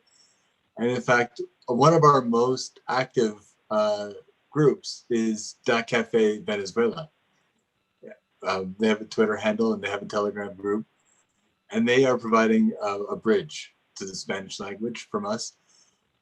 Our other fairly active group is in Seoul, South Korea, and we have decent participation in Germany as well. And it becomes something of an internal translating service because of us as co-founders of DAC Cafe. And yeah, no,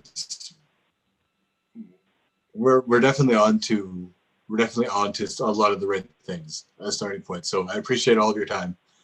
Thank you for being good co-hosts, and I'll stay on the chat. I'll stay on the chat. I'll be the last one to leave. Like I'm down for the count. So Yeah. Jason, I was gonna just add too. I'm really fond of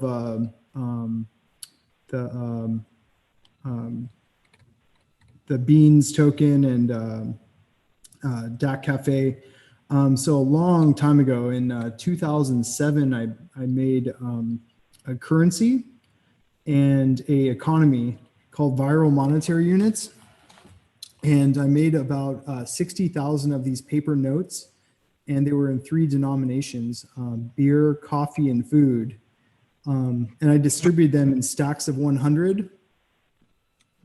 And I don't want to go too much into it because it's kind of a very in-depth project. But I distributed them all over the world. I mostly distributed them in California, but then I sent them in stacks to other artists. We're working on currency projects, and I got a lot of people just contacting me, said they found them, or they gave, they were traded, and had someone that wanted to set up an artist exchange, and I got some really interesting trades for that as well. Yeah, and over the years it keeps coming back like perpetually, and that's how I got introduced to cryptocurrency pretty early on, was through that project. But the premise is that of the viral monetary units is that it quantifies a gift-giving interaction. So you say someone gives you a coffee, you pay with this coffee note. And they're like, "What? Like, this is crazy. Like, what is this? Like, you're not necessarily paying for it. You're quantifying this interaction." And on the reverse of the note, it says, "Send this to the bank, and the bank will send you 3 times the value." So it quantifies this interaction, but also incentivizes you to give more gifts as well. So they send in that coffee note, which is 200 units, and then they might get, or 100 units, and then they might get like a beer, which is 200 units, and then they might get another coffee, or they might get a meal. So they'll get more, more currency for providing gifts. And there was some stacks of these that I'd given out, and just heard some incredible stories, got some great video documentation of people trying to get businesses to accept them. And they were used at like Starbucks and, Pete's Coffee, some of these chain stores, and the people working there are like, "I've never seen anything like this, but I'll take it. Here you go. Here's your coffee." So coming from that, I really like, I like the idea of like a coffee token or commodity token for sure.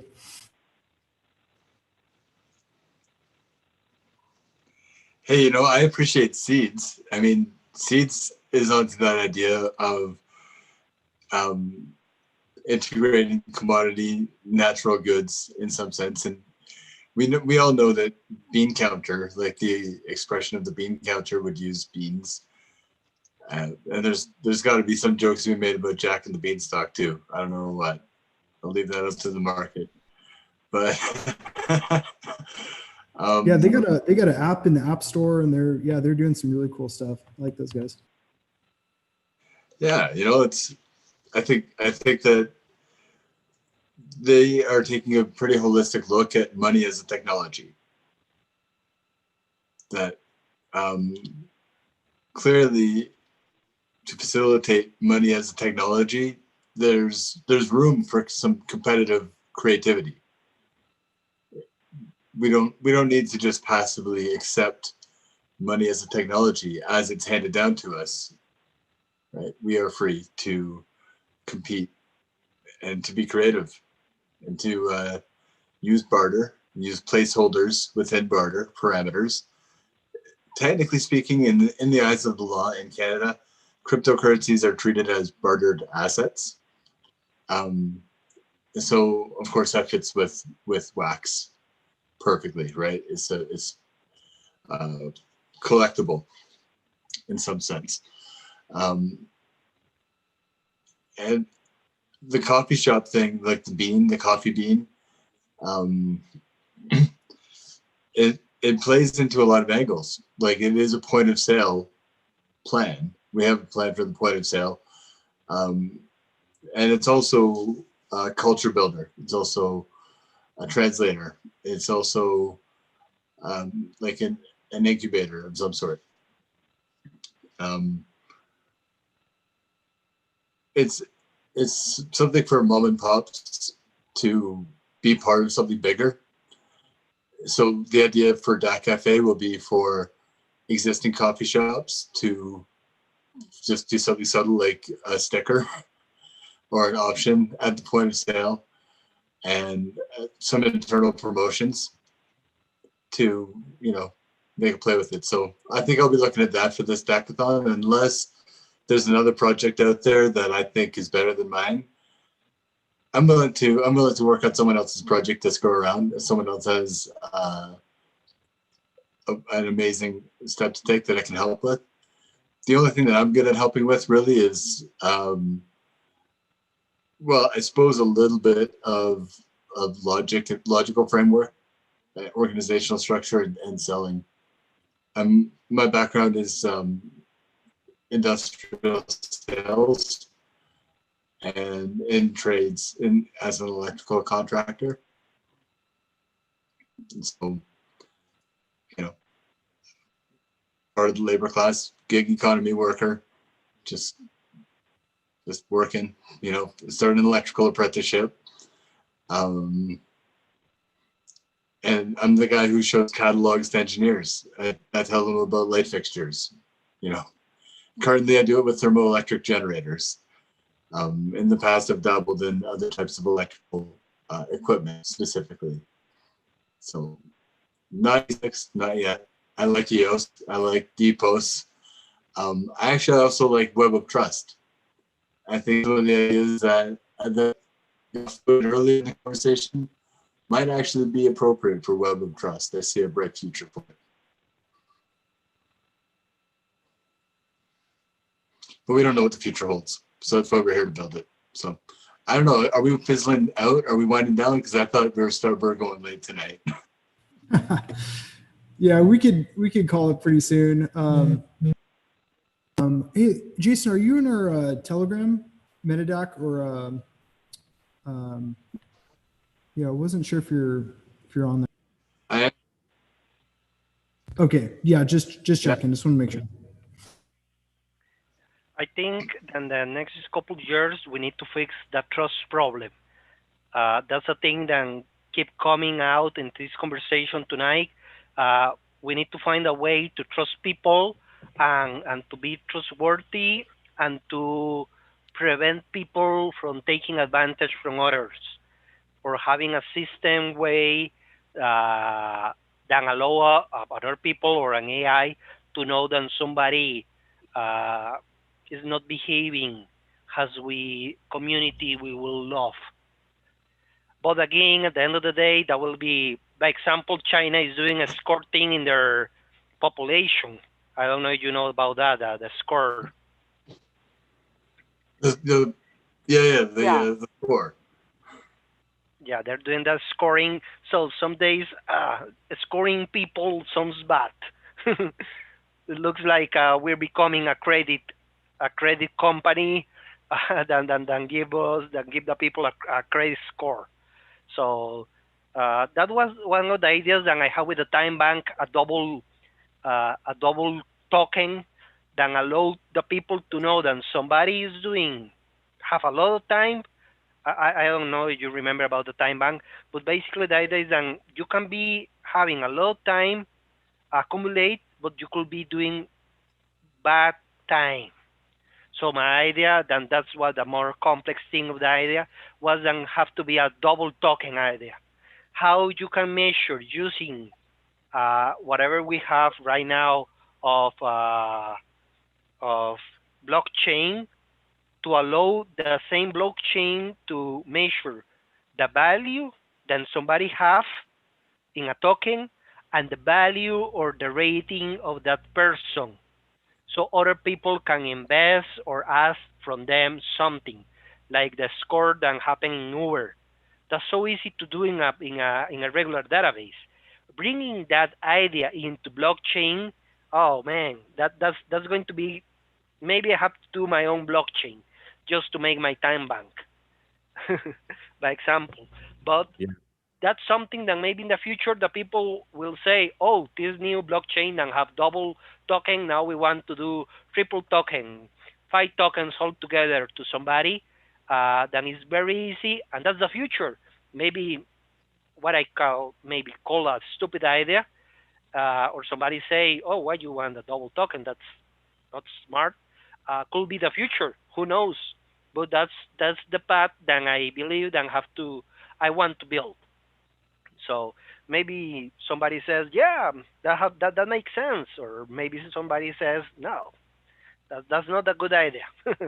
But that's part of these things, that you can dream. You have problems to solve. If you have the way to do it, you just come and solve it. But maybe I'm doing something worse in the future because the score thing could be using for bad in the future. So how you prevent somebody to get a zero score because somebody else just get jealous or something like that. That kind of thinking is what I have to solve in my mind before I come to sit into a computer and program that into a real application or a real service. You know, here's where capitalism can really be of help to you, because when I hear you talk about it, I think of the potential customers that could use it. And if you can get some of them engaged in using it and giving you feedback about what they need, then you can build it in a way that someone's going to use. And then, you know, you'll see how much customization is needed for each client. Hopefully there's some, you know, base level that everyone wants to use. But I would think that those would be great brainstorming partners for you, would be the potential customers who might want to use it for, you know, almost exactly what you're thinking about, or something a little bit different, or, you know, maybe you'll find exactly, but, you know, you'll learn who would value it the most and how they would use it that way. Yeah, I'm totally agree. And already set up a date. I'm going to get again into the time bank in February. I need to sort out other programming things that I have for local clients, and I will back into time bank project in February. And I will definitely do a focus group or a brainstorming, because I have so many ideas that last year. Then, how you say, it could be even help to other people. Than maybe I just saw your faces when I say double token. Maybe nobody have thinking about double token before, and you just I know that your guys very smart, and I just say that, and you're thinking way ahead of me with your ideas, and that's what I love of this kind of things. You say something, and I can see other people reactions, and I can get encouraged to keep going that path. Has just what Lisa says. It's help to listen to other people says, yeah, that could help, that could help other people. So that's a driver for me. And that's important to understand what's drive people. Some drives money, some other drives helping. I like to help. I want to help. So I will definitely do that, and I already have a date to make it happen. It will be in February. So in February, and we'll maybe ask everybody if anybody wants to join little sessions, talk with me to help try to build this thing in the future. But yes, that's part of this, and I love that. Time banks are awesome. The Ithaca Hours project, it was something that I found out about right at the same time as when I found out about Bitcoin for the first time. And Ithaca Hours was a perfect example, I think, of time banking well organized. I really love self-sovereign time banking as well, where it's something just of a private ledger. You know, a person pledges hours or a person acknowledges hours spent to task. And of course, you get into nitty gritty about one task being more difficult than another. But the truth of the matter is, so many tasks are really just about standing post at a station. Now, if you can cover the base, you know, work the counter, whatever the case may be. It's really just straight about meeting some minimum criteria to manage a post, manage substation for a duration, right? And acknowledging hours, that can be done self-sovereign. To acknowledge hours and claim hours and have a private ledger of hours spent in and out. It's straightforward, it's sensible, it's a winning idea. Done right, it can carry the day. Yeah, I want to strive for that. The system, whatever system you build, it will be okay, but it's up to the people that use the system to make it right. So if the people wants to invest time, by example, what I want to do in my country is for taking care of elder people because we don't have a program or a system in the country, and the elderly are just there sitting in the asylum alone. So you can set up a way to the people go and get rewarded by the community.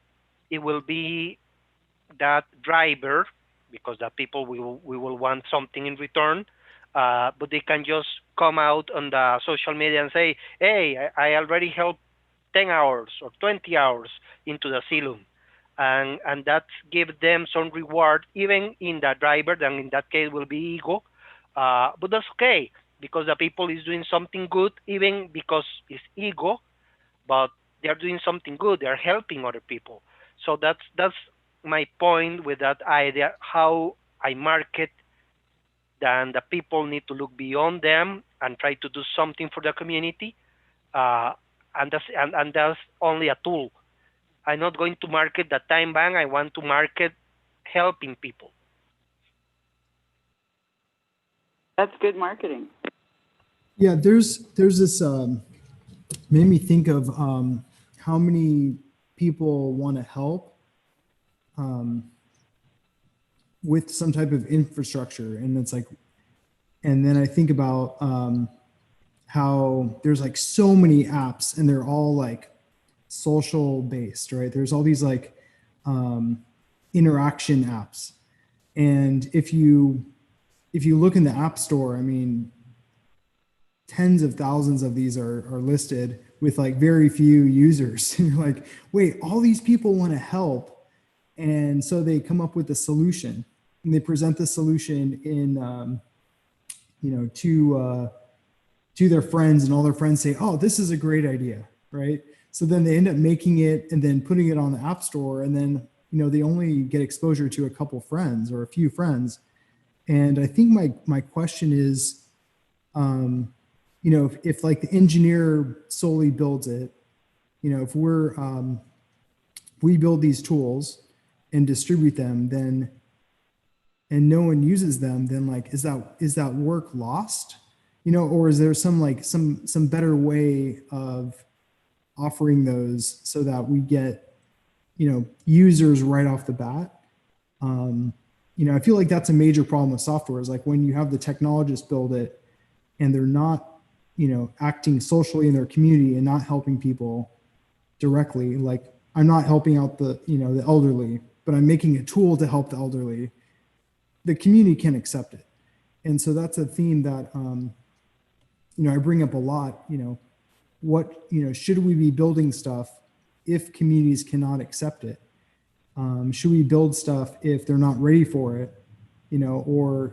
Anyway, I think it's more of a, it's a very deep question. I'm not necessarily, I don't know the answers, but I just know that like a lot of applications don't get traction because, they've been, they're mostly developed by the engineer, and not necessarily that someone that's doing these, they're not doing these daily tasks, and I think if it was built the other way around, where you find the people that are doing these good things and you amplify their work with the application, then the outcome I think would be different. But anyway, yeah, I'm curious what your guys' thoughts on this one. Yeah. I'll give one quick one before I step outside, if I may. Yeah. The answer, in my opinion, is yes. that if an engineer builds the perfect technology and no one uses it, that work is lost. I'm not agree with that. Okay, and partially. allow me to just say, maybe there's a saving grace in another generation using it later, but until it is used, it is not realized. In the future, if it's used, it can have a saving grace. But I explained IOTA to somebody like this, in that IOTA is vulnerable as long as not enough people are using it. If not enough people are using it, then its consensus algorithm will fail and sputter. And that only after like thousands of transactions per second is IOTA even close to being reliable. And realistically, it wants to process like billions of transactions per second, because that would be the most robust consensus. That would be the best network strength for IOTA. They have the opposite challenge of Bitcoin, where it's like Bitcoin has this thing of, we can facilitate this many transactions, but when we start increasing the number of transactions per second, we'll run into problems. A technology needs to be able to get its strength from use in our sphere, right? In any sort of decentralized ledger technology, the strength of the network comes from its adoption. And that's just a direct correlation, in my opinion. And that a key element in any design of a project is got to be the network effect. We drive value through the network effect. Users exponentially, each new user increases the network value by an exponential margin. But isn't the What's the point of the of a time network? bank of 10 people? You need everybody to. Isn't the driver of the network effect value? The value of the technology? Or... Well, no, the value. Like, for example, let me give you an example of Canva. I'll make a public commercial for Canva, which I was referred to by Max. And at first, years ago, it wasn't quite useful enough for me. But it improved over the years, and he referred me to it again not too long ago. And the value that Canva has added to my life has been dramatic in every way, like being able to communicate at a higher level and, you know, graphically put to words, well, yeah, graphically put to words what I want to say. And so I've told a lot of people about it. Even today, I sent someone a link to edit something, and I was able to show my vision really quickly. So the value is very high, and so I'm talking about it. And so now you all are hearing it, and that's essentially the network effect, right? But without that value, like I didn't even hardly remember it until it added that dramatic value in my life. Well, as I was saying, I'm partially agree because I usually divide the things between hardware and software. So hardware have to be done. Practical example, Thomas Edison have to build 1,000 bulbs before he get it right. So have to be built until you get it right. If you don't build something that fail, you will not understand what is failing to build the next step. EOS DAC, by example, I love EOS DAC, but maybe going to fail. Maybe whatever we do right now, you can say is lost time. No, it's not lost time. We build it, we try it, didn't work. Well, let's do it again with a redesign. We learn from the mistakes and we do it again. Hold these apps. Well, basically, in software, if it's open source, I truly believe it's not waste because somebody else will find it and could maybe was made for United States and I can take that code and I change the language and I make it work here. So 90, 95, 99% of that work could be reused. So it's not lost. If it's a closed app, it's partially lost because if you cannot contact the developer, you cannot make it better. You just have example of how it's not working. So that's partially lost because they do not want to do it better, or you another want to do the effort to buy them or contact them to do it better, but allow you to have a sense of how was done something and how not to do it. Practical example: Apple have done the Palm 10 years before, didn't work, wasn't the right time to do it.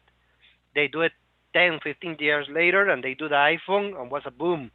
So we are right now we are the newcomers. Blockchain is very new for everybody in the world. We are 10 years behind them.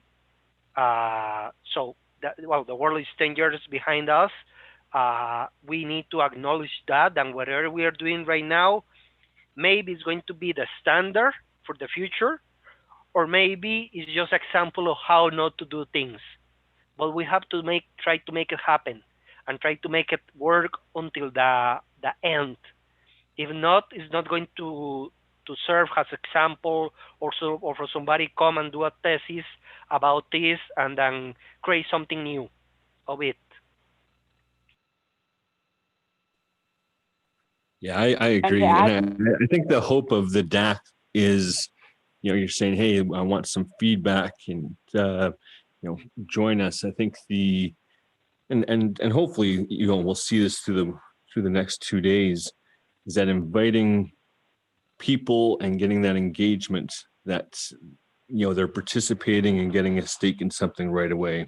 Right. So, yeah. So inviting, finding that value, if all those participants, if we can give people value for coming together on a common cause, and we talk about it every week. We've talked about a great number tonight. I think we have the will, and we're all grateful to be blessed with some time and energy to do this. So I think the hope is that these DACs bring more equity. And you touched on something with your time bank, saying reputation, and that is the holy grail of a lot of this, right? Is having a something reputation based. We've seen it with KROWN and other communities, and just the the inherent even reason why there's some friction or cost to accounts, for anti-spamming and things like that, right? So so it's exciting times. Yeah, I will fully accept the counter argument to the fact that a technology that's built, that's not adopted right away, still has a lot of value because it is for the future. And at the very worst, it is an example of one of Edison's maybe 900th attempt.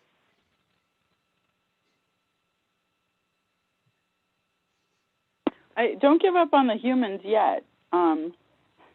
It's not all about the technology, right? Like when we build stuff, we learn and we move on to the next thing, and we take that knowledge with us. And those that get to see it, like for example, I'll just use a placeholder number. Let's say there's 1,000 people in the crypto/community in the world. I could be off by magnitudes, but of those, some percentage are going to build something or be involved in influencing building something, but pretty much everyone else is going to see what they did or hear about it along the way.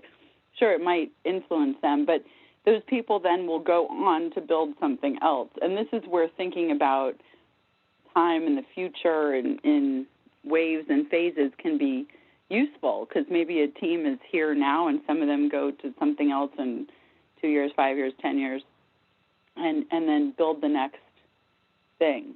And so the enhancement experience, the learning, the programming through experience of the humans might be what it's really all about. And that knowledge being shared, that might leak into the collective. It might be more about that than about the technology that's built specifically per se.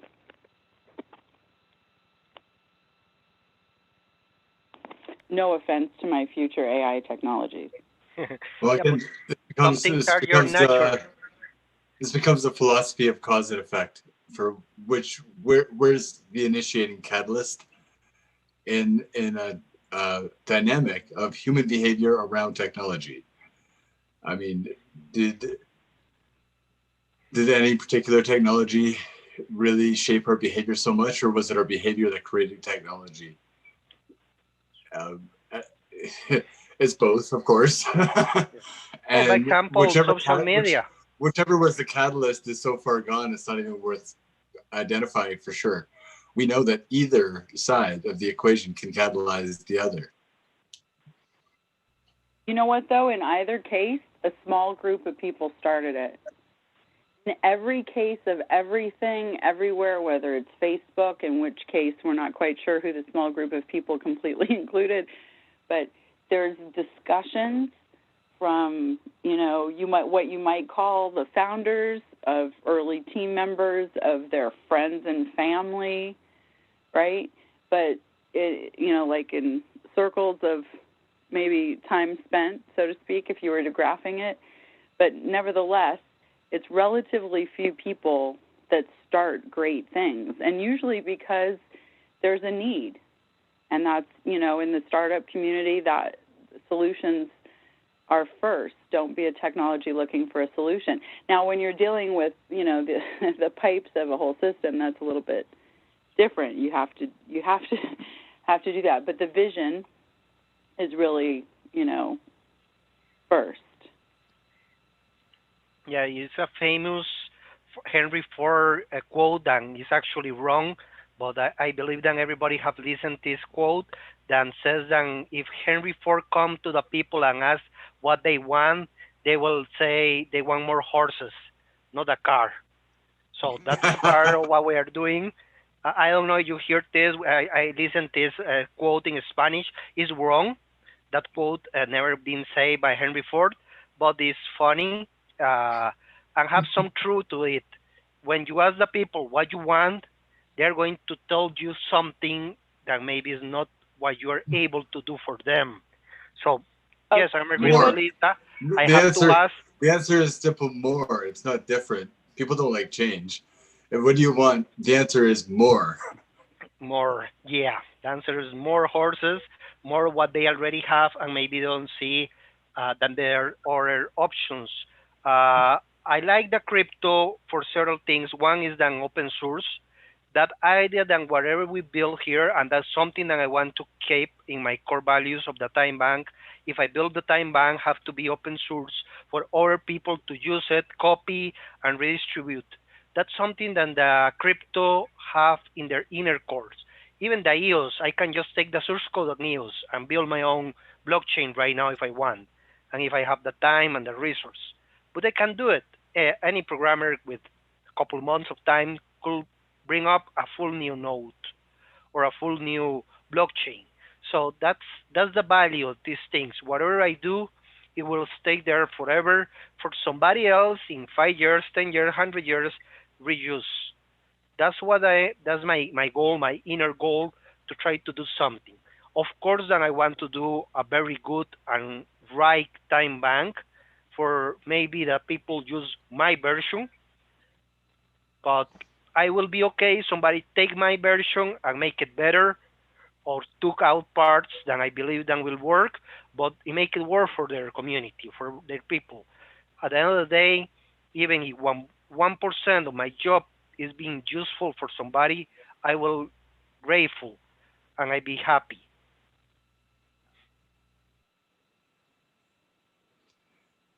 That's what it takes. Yeah, I'm speechless. No, that's the way you debate. Well said, sir. On the topic of when you ask people, they say this or that. I've actually spent a lot of time over the years thinking and testing that from a marketing perspective and surveys and stuff like that. It is absolutely true, but the error is not in the responder. The error is in the listener.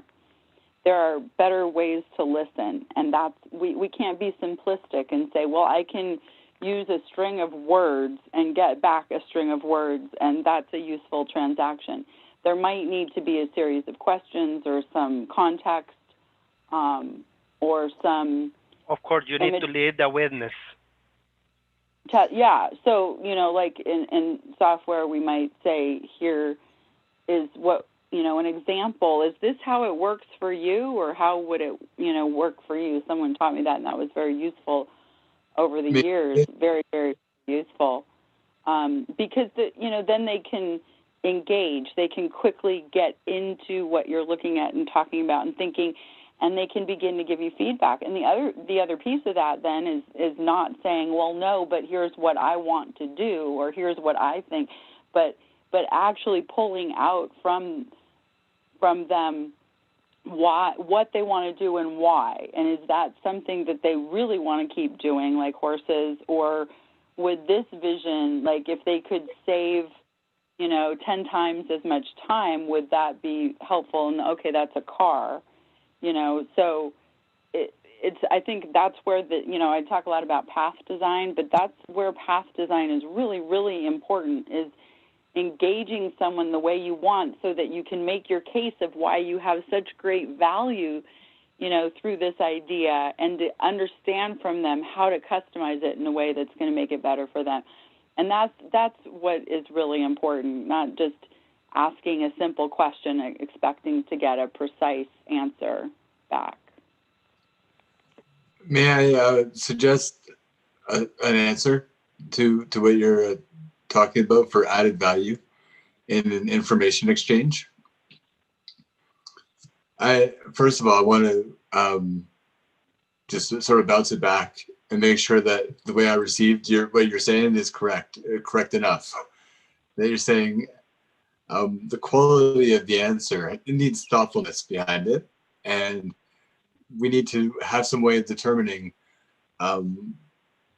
if it's a conversation that's qualitative in nature, if it's a human conversation that's qualitative and subjective, that we say it's like a poll, a survey poll, and we really need everyone's opinion about this thing, and there's a reward, a financial reward of some sort for your opinion. The way that people might abuse that system is they'll give answers that are quick and short and without any thought into them, just to click the buttons as fast as they can to get the reward at the end. And that, of course, is worse than useless, right? For the person who really needs a good data set for some reason, the social scientist, you know. It's worse than useless to get bad information like that from a misalignment of incentives. And I think that the hard line on the value of information is about the value of the proof. There is a whole world of proofs that there's a list on Everpedia, actually. Everpedia is a pretty good resource on this one. They have one page that is all of the cryptographic proofs combined, and that any interaction can accompany any set of proofs for a sustained series of exchanges that prove attentiveness or prove enthusiasm or prove specific competencies or prove specific understandings, or the list goes on and on and on. I love the idea of badges that are put at stake in an information exchange to say specifically this proof that I hold, this proof of expertise, say a certificate that I have, I'm putting it at stake in my answer. And that if my answer is ever proven to be inaccurate, that the credential goes with it instantaneously. There's accountability in the profession. I've lost my credential instantly as soon as my recommendation is proven wrong, or my research is proven wrong, or something like that. Now that goes all the way into the hard sciences, but it is intended mostly for the soft sciences. right? And the soft sciences, of course, psychology, sociology, economics, everything that is inconsistent, inconsistent in its line of cause and effect, as human behavior is, or as life is, really across the board, right? It's inconsistent in its line of cause and effect. So we need, like, the contribution to a data set is something that can be divvied up in a token, a distributed token that is a placeholder, like a claim on the value of that data set, as that data set is then transposed into the body of research, right? The body of research, that the basis of all industry, you know, patent rights bound. In fact, a proof of prior art even is a time-stampable thing. It's yet to yield tremendous savings in how burdensome patent law and all that shit is. Like, if you are you guys familiar with proof of existence? Hands up for proof of existence. Of course, the timestamp, word proof, right? Yeah. Like we're going all the right directions already. I'm so jazzed about where we're at.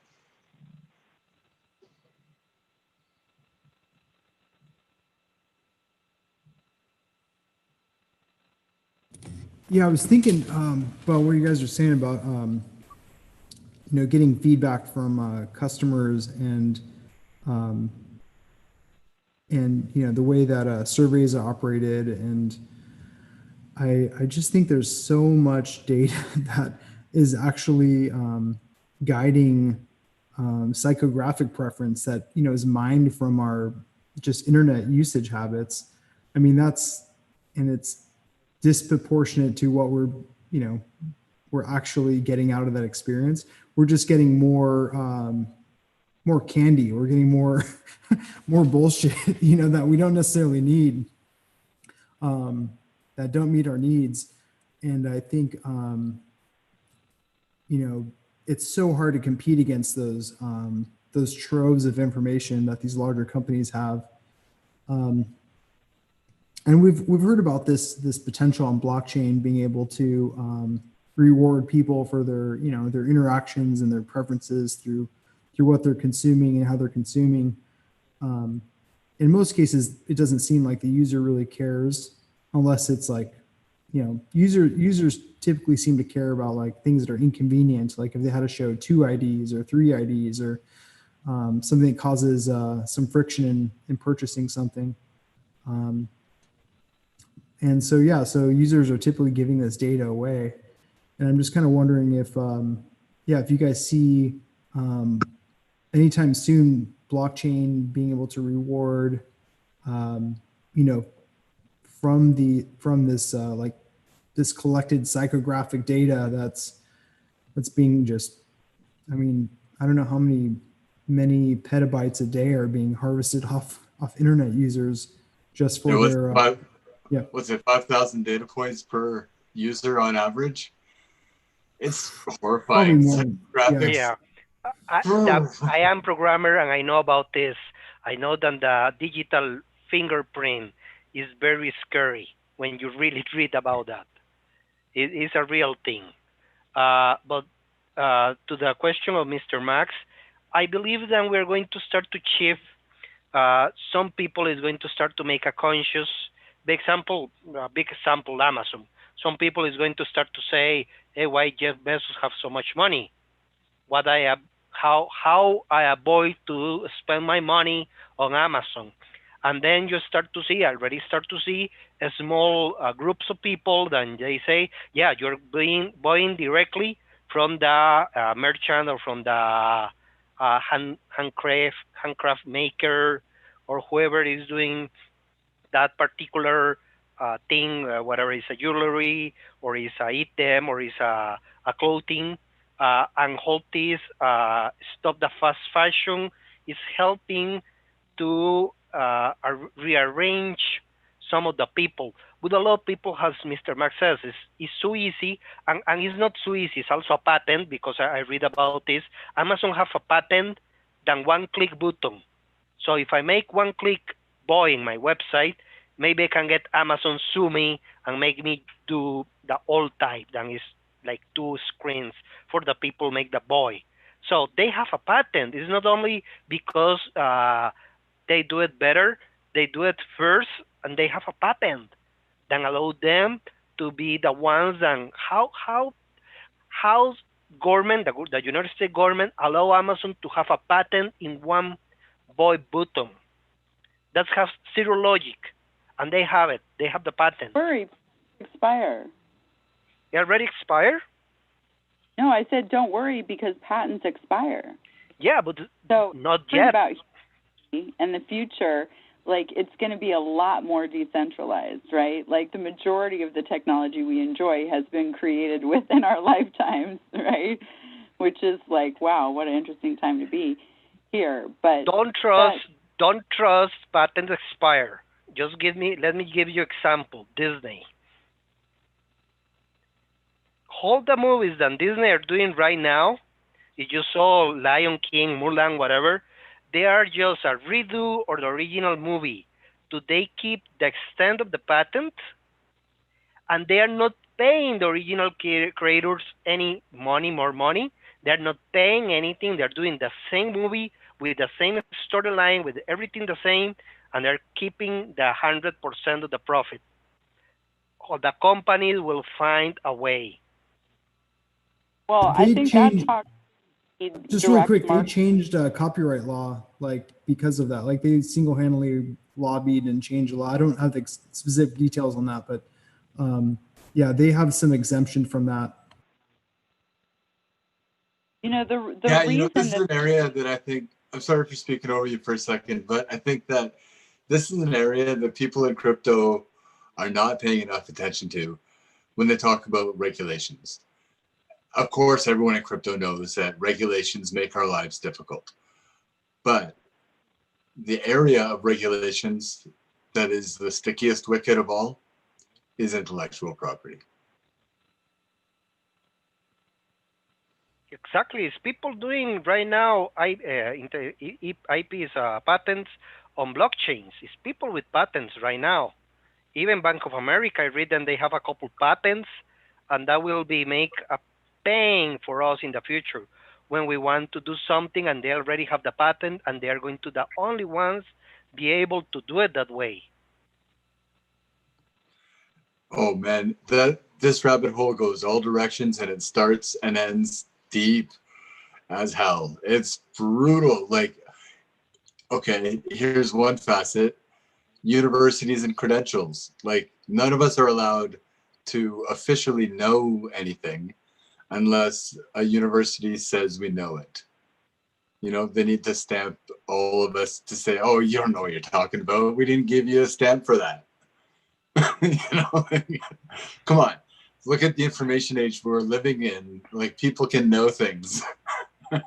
Yeah, well, yeah, you can come to any Latin American country and get a lawyer degree for a couple $1,000. And, well, obviously, patents lead themselves into monopolies and then they get traded, right? So the person who had the incentive to make the invention often gets ripped off. Actually, if you know anything about the music industry and about book publishing and about actual technology, the inventor almost always gets ripped off. And somebody goes and trades the patent for infinity and beyond to corner markets, pitting people up against real needs like medicine and shit. Yeah, I'm agree. Plus the patent trolls. We always forgot about them. Well, even, yeah, just people that don't have the resources or interest to develop them, but have the rights to them. There's all sorts of problems. But, you know, this goes back to our discussion about middlemen. Again, no offense to the middlemen, but if you could... Yeah, sorry, guys, but you got to come in. Yeah, well, I mean, you know, okay, that's another thing. But just to be on the bright side of things, imagine the future, right? Back to that. Imagine if, and I've always wanted this, if you could create something, okay, whether it's an invention, a piece of content, a piece of art, and get it, or the opportunity to get it, into the hands of the people who might want it. This, to me, is one of the biggest challenges of life on Earth in our time. Because if you think about it, there are a lot of problems, certainly a lot of economic issues around it, but it creates concepts like spam. So am I allowed to get a list of people who might be interested and reach out to them, or do I have to call them on the phone? And now people don't want to be called on the phone. They want to be emailed, so I'm offending them. And then do I have to spend money to run it through a do not call list? Like, it goes on. And then, okay, so I have to spend money on advertising. So now I have to go hire someone, middleman, to research a whole bunch of publications, all middlemen, who have the opportunity for me to advertise, and and then speak to someone, because it goes on and on, right? And then some of them will work, some won't. So it's gambling. It's as plain and simple as could be gambling. I'm willing to put up this much money, and I may or may not get this much back, right? And at Facebook, all of the social media platforms, like, well, not all, they're not all ad-based, but the ad-based ones, like, if you could actually reach each person individually, and they would have the opportunity to filter what kind of messages they want or don't want, you could end up honing in your message really nicely over time to people. That ad machine could be turned into a refined direct marketing machine, and then poof, all of those middlemen have the opportunity to become creators themselves and not just be creating ads in the middle.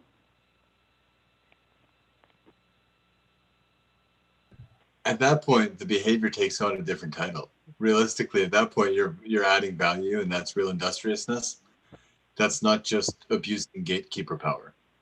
And what we're trying to build to eliminate is the gates that can be abused. When we know gatekeeper power exists for certain types of permissions, for the necessities of society, that it's unfortunate, for unfortunate reality. We need to work with from where we are. We don't have a choice of beginning a project in an abstract. We have to, whatever we build today needs to land on the ground as it is today. And build. We cannot build a new we know internet. Gatekeeper power is abused in several stations. We need something that can get past all those gatekeeper abuses, which is where we get into Byzantine fault proofs, the Byzantine fault tolerance, of course, right? To get past gatekeeper power, to build around that. But if we build good data silos that reward these, like, okay, let's assume that if data is about me, that it belongs to me and not to the person who collected it. Or maybe it's at least shared, that if the person who collected the data that is about me belongs to both me and to the person who collected it, and that we like aggregate all of our data into a body of data that becomes valuable. And instead of being a middleman with gatekeeper abuse, privilege, power, what you become is more like a value adder to take that swarm, that sea of too much information, and to refine it into a valuable information output. Not unlike the way that people do with oil. When oil is found in like underground, right? Even easy oil in the world needs processing. Like selling it when it's just in its raw state is not usable. And that's data. Data is messy and clunky, and it's not useful. You need to refine it to get something useful out of it. And that's a value add, not a middleman, in my opinion. Yeah, but what if the user takes control of the whole process? Imagine all the users had the capacity to create whatever technology they wanted or whatever, right? They would probably create something like a dashboard of filters to say, okay, here's what I want to see. here's when I want to see it, here's where I want to see it. You know, it's amazing this hasn't really been done. But, you know, across all new social media platforms come up, it's like, pop it on, like, there it goes. Like, have those options and then get to see, like, let's say I'm reading whatever and there's ads. Okay, let me see ads I want to see. I'm not opposed to seeing ads. Let me see what I want to see. But I you do know, not just see ads, actually. I've been the last 2-3 years without seeing any ad because I have software that allow me to have no ads at all. So what you do So with people like me? There's a testimonial for the filter system, which Well, is great. yeah, then, I mean, the value proposition changes. I mean, you have, you know, better curators. I mean, a lot of, like, I think of in a lot of industries, like, there was a lot of really terrible middlemen that have been exhausted because curating became so accessible. You know, like, you wouldn't have to go hunt for stuff. You can go to a self-proclaimed expert, and then there's filters of those, and now you don't even need those because a lot of these platforms are, you know, taking your behavior and feeding you what you really want to see. So yeah, I think in those systems, the most creative and the most innovative will prevail. Well, I'd like to think so, unless some middleman jumps in between and says, "Here's a pay gate" or something like that. Yeah, So, here's my I'm going to patent make and a you have to bold pay me. prediction. I'm going to make a bold prediction where it will reach a very subtle but profound tipping point where becoming a middleman will become an identifiable behavior. We'll sort of recognize it. You know how it's like you see something in a picture that you didn't see the first time you looked at it, but now you've looked at it the second time, you can't unsee that, right? It's being a middleman is not necessarily viewed as a station of honor, traditionally speaking, and from an anthropological standpoint. And that making us think about it and building around it and making a mockery of how futile it is ultimately, that like to try to enforce those unfair gatekeeper abuses that we can all see, that will become a far less common behavior once it's clear that, one, it's not necessary. And I think that really gets to the crux of it. And Lisa, that was a good insight you offered earlier in the conversation, that I know for sure I'm trained to be a middleman, right? I was trained to work in retail, or I was trained to work in whatever industry where you gotta get yourself into a market somewhere, into a supply chain, working. We should offer a class called retail or middleman therapy. You know, like Yeah, I'm going to like, give you oh, an man. example. By example, in India, this is happening in India. If you want to rent a house, you never talk with the owner of the house. You always go by a middleman, and you give the money to the middleman, and he is the one taking care of getting the monthly payment. That's happening in India. In my country, you always go directly with the owner. Here we don't have that broker thing. Even if you want to buy a house, you buy directly from the owner. You don't usually 90% of the houses are sold directly by the owner, not by a broker or Century 21, whatever firm is out there. Only the luxury house are selling by them. A regular house, you come online, you see the real name of the person that owns the house. You can go to the public register. You can double check that he's the one that owning the house, and you pay to him directly, and just pay a lawyer to make the paperwork. But that's two different things that are happening in two different countries. What is good for India to have the culture that the people have to pay to the middleman, because that makes more work, more jobs. Here we don't see that happening. We don't see that has a value. We don't see it. I don't know how's happening in the United States. I believe that even require a license. Here you don't require a license to sell a house if you want to be a broker. You just say, oh, I wake up today and want to be a broker, and I get 5, 10 houses, and I start to trade them online. Hey, Lucas, that in New York City, I heard that there's brokers fees just to rent a house. Like you can never go to the owner. You have to go through a broker service, and you pay them like many months rent just to get a good location. It's really absurd how there's a whole industry just around that.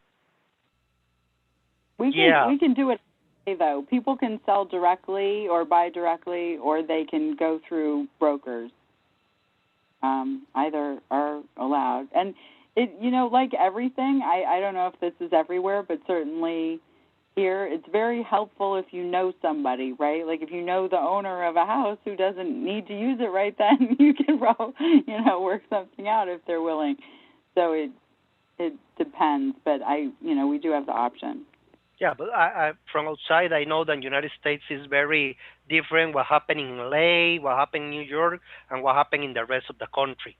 I know that it's very different laws by state, but yes, that's something that happened, and you never know if it's wrong or right. Then it's a middleman. I don't know if that's a good thing. It does helping to have a better, I don't know, New York real estate, but I know that New York have a very bad problem of gentrification. So one thing comes with another. It's interesting you're bringing up access to expertise, right? Because, on the one hand, if you have friends who do everything, you can call a friend, right? And there's a case to be made for jobs. If people need jobs, they hone their expertise so that they can earn and do well and thrive in that job and that expertise. And then you might know to contact them because they're publicly available for that sort of thing. And then their friends and family, of course, can tap into that. Would that expertise appear otherwise? Probably, because people would need it, right? If there's a need, then there's a solution to fill it. But then again, I mean, if we're sort of flattening the middleman layer, there might not be as many regulations to understand. It might become simpler. Things might go to boards of mediation and things like that, rather than, or it might become standardized if it's agreement. Yeah, by example, in the electrical point of view, I believe that in the United States require that the electrician have a license. I can just do the electrician in my house by myself. I don't have to hire nobody, or I can hire anybody that have no license or no knowledge that you can say like by university that he know about electricity, but just hire anybody that is not afraid of electricity to come and make your cables or fix whatever you have. Yeah, people do like keeping their stuff shiny in America, that's for sure. Hey, yeah, I mean, of course, it's called stealing work. Actually, where I live and work, it's like if you do the work of some other trade, even though there's a lot of overlap, and somebody who's capable of one trade often is capable of the base elements of others as well. Like, for example, whose job it is to do scaffolding work that all the trades will access later. Well, it's just scaffolders proper, only they can do it. People deal with that circumstantially. I don't think there's a specific technology for that, for people to work out their circumstantial differences for how they organize whatever needs to get done. I feel as though I'm shocked that politicians still get away with claiming jobs are the big economic indicator. I was like, have you guys noticed this pattern? when a politician is crowing about a success, it's like, and we created these number of jobs, however many. And I have a comment to make about that, just in case anyone ever listens to this ever again. If you give somebody a job that under rewards them, you have guaranteed their failure in life, because you have cost them the opportunity to do something better with all their gifts of hand in mind. What people are capable of usually is less than 10% of what's required for a job, quote unquote, for a human job, for the kinds of jobs that people do. We're using such a tiny amount of our true capability. Keeps us in a box, and it's no political success at all to create more jobs for people, to diminish their capacities and under reward them and guarantee their ultimate failure in life by costing them the opportunity to spend their life on something more creatively, competitively free of all the encumbrances. So there's that. Yeah, jobs are so absurd on so many levels. It's like, and just seeing people like they have a job and then they're like, and I'm getting paid for the holidays, and I'm like what? Like they're just all these yeah, they get this job, they get locked in, and then they literally will do as little as possible and collect as many benefits as possible. And I'm like, I think the value propositions are gonna change pretty quickly on how these things called jobs work. I mean, I know so few people that have jobs where I live at. It's kind of scary. I mean, considering that's a metric of success or something, I'm like, oh man, it's wild. And, yeah, like we're here's how absurd it gets, is that if we are capable of automating or mechanizing work to make it more efficient, obviously, that somehow that's a problem. I will do that. Actually, we got this huge problem, is that we're just too damn intelligent at designing machinery that now we ran out of bullshit to keep you occupied with. Yeah. By example, right now we have a problem in my country. We are one of the main exporters of coffee, and we have a lack of employees for the coffee plantations. Mainly because the 90% of the coffee plantations, people that go to take the coffee, are immigrants, usually from Nicaragua or from the tribus, from the Indian tribus that live between Costa Rica and Panama. That's the mainly workforce for take the coffee beans. And you can say, I look the price, what they pay for that. It's not bad, but it's the lowest price. It's the lowest income that you can take in the country for a non-technical job, of course. We're talking about people that maybe haven't even go by even primary. They don't know how to write or read. So that's the kind of people that go and pick up the beans. And we have, I talk with people that I want to build a machine to go and pick up the beans, and they say, yeah, you're going to take off the jobs. And I say, yeah, well, we're 75,000 people down. We need 75 people right now to pick up the coffees, and there's no people right now. So we are facing the problem that we are lacking of people. Even in the country near us, it's people with very poor, without money to buy anything, and they will love these jobs. They actually, people from Salvador or Nicaragua love to come here and do that job, but it's not here right now.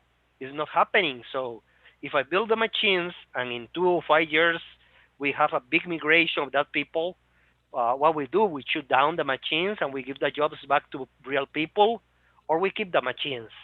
That's a thing that I discuss with some people about, and that's the main problem in the United States. Most of the jobs are not lost to immigrations. I believe, and maybe you can correct me, most of the jobs have lost to automatization.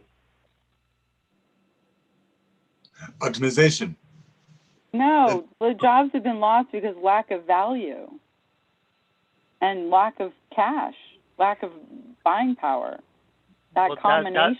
that's not true. By example, 3 kilos of beans collected in the country, they pay like $1. The 3 kilos collected. But when they process it and sell it, they sell it by $4 or $5 the kilo. So they're getting like 400%. The middleman is getting richer. Somebody is in the export process or somewhere in the process, Starbucks, they're making a lot of money from that coffee beans. So the value is there. It's just that is distributed inequality. There's still somebody who has to run the machines, even at Starbucks. There's still a human being running the new machine that automated everything, and that's probably the solution for not forever. Well, in other words, you will, because of this efficiency of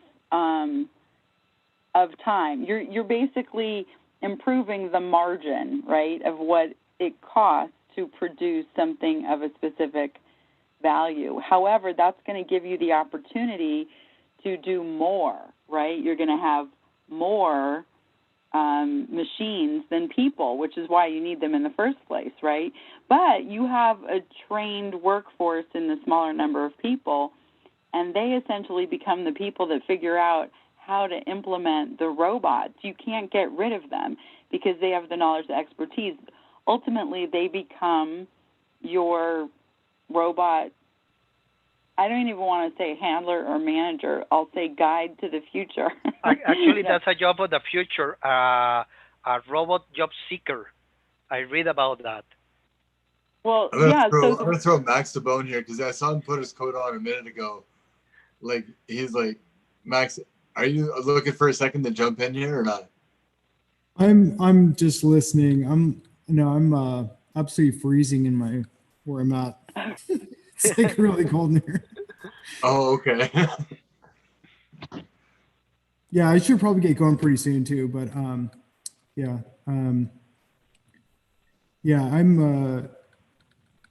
Yeah, it's good. You're dressed for outside, right? Like you got your you're planning on staying in, like you're wearing your outside clothes inside. Yeah, I think it's like probably like 45 degrees Fahrenheit here, and then if I use the heater, it's very loud and very expensive, so I'm not going to use it right now. Fair enough. Yeah, what were you or what do you want my feedback on, or what were you wondering about?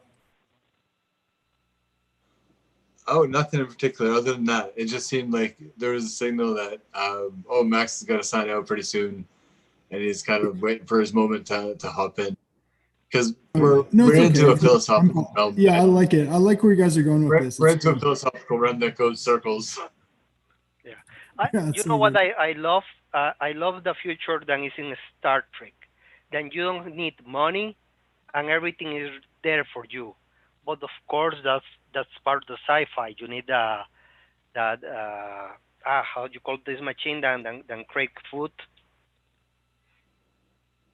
Yeah, it's utopian. Yeah, I definitely idealize that, but I know how many modules or smart contracts it'll take before we get there. But I think it's possible.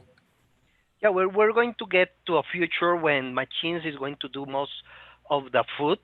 I will love to join into the vertical farming industry. I'm trying to get a job into any vertical farming actually to learn more. Mostly any vertical farming that have robotics. That's what I'm looking for. If not, I will build my own here in my country. But I really believe that the vertical farming is going to change in the next 2 years to 5 years. The farming, at least of lettuce and all these little green plants for salads, is going to change all the production line. So you're going to have the farming in the supermarket directly, and you're going to it's going to be a big machine there in the supermarket with the LEDs doing the farming, and you just pop out and you want a salad, and the machine cut the plants and give you the salad directly. from the plants. That's what I believe is going to be the next ATM. I'm seeing ATMs on pizza. I'm seeing ATMs on tacos. So I'm seeing that ATMs is evolving into something else. And basically, the ATM is automation. Is a Starbucks without people.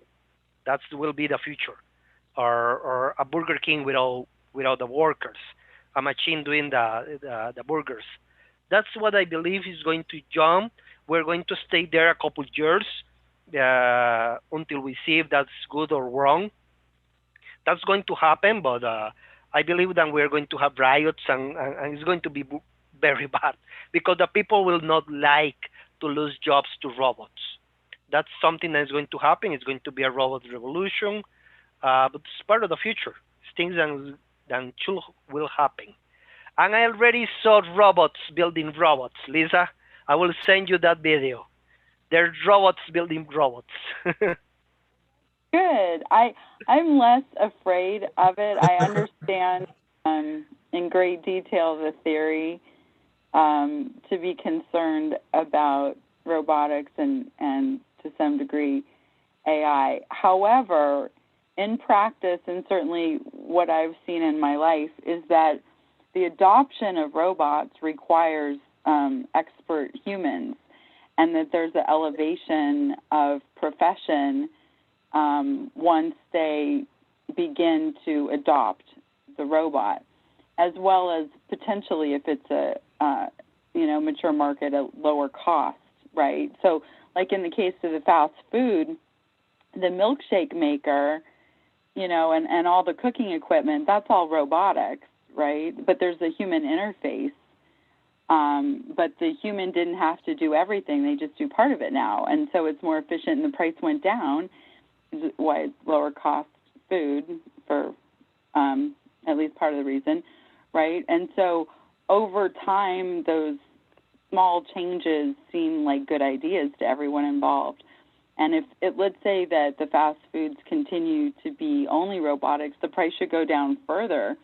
So there should be a greater value proposition for the people involved. But for the more advanced robotics, and certainly if there's multiple, one of my favorite topics is when there's multiple robots involved, the management of those fleets, such a fun thing to think about, requires a lot of initial human labor. And then later robotics could take that over, but humans are really good at that sort of early part, thinking things through, figuring it out, talking to people, trying it, all these really different creative things. And then it can be, adopted and automated and systematized. And so if that happens over time, I think people will come along and it'll seem reasonable. When it's not reasonable, sure, they might object, but hopefully there will be better recourse than rioting in the streets, because that is just such a waste of time. I'm going to give you an example of a robot that I'm not agree, and nobody can do anything about it. The robots that just hold the PlayStation 5 to resell it at a higher price. There's no way to get around that. They're just kind of whales. Oh, okay. Well, that might be a different issue, but that might not be robotics per se, And so how do you, so what you're saying is how can you influence and change technology without people needing to go to the very desperate act of rioting in the streets, or just sitting back and paying more because I'm going to send you later a video. It's already robots baristas, the ones that make the coffee with even with the flour and everything.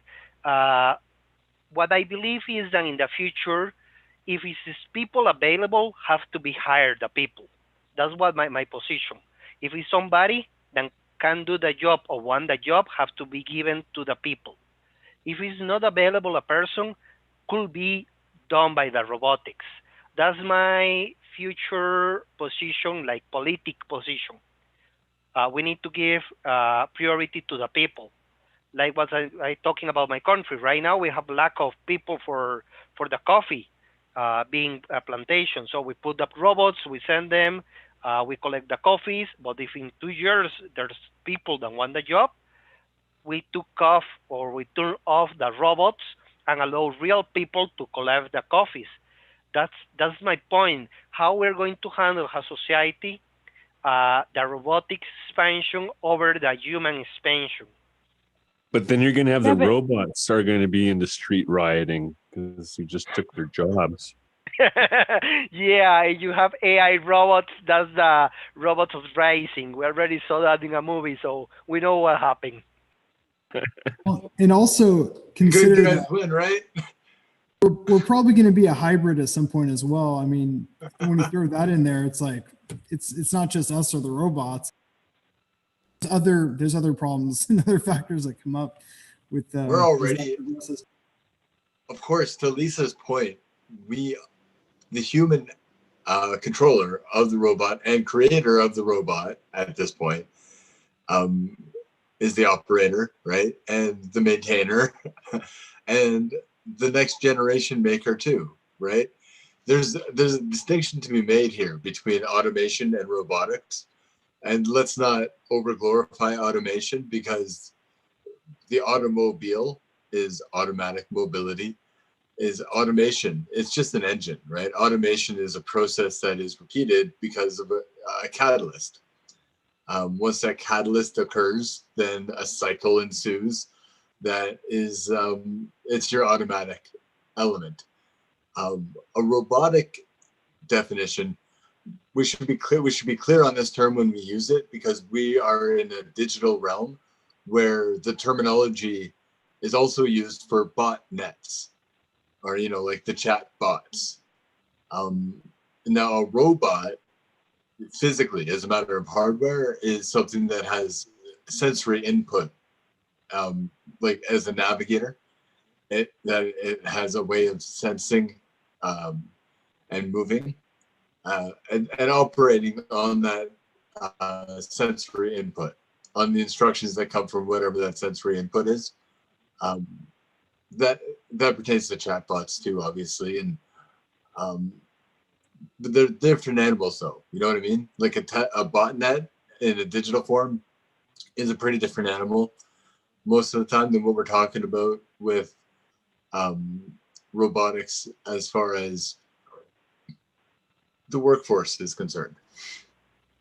Yeah, is that fair to say, or? A lot of things are getting automatization, but still we're in early age. It's just commands if somebody write this word, do this. We are not yet into the AI, well, or at least in Latin America, we don't have really, really big, good AIs working as a customer service yet. But when it happens, it only requires one company to do it to replicate everywhere. So it's going to be very fast adoption when it happens everywhere. I believe that it's going to happen, starting to happen in healthcare. The healthcare industry is investing a lot on these kind of things because they have lack of people. They have problems in several countries with nurses and a lot of things, and even doctors.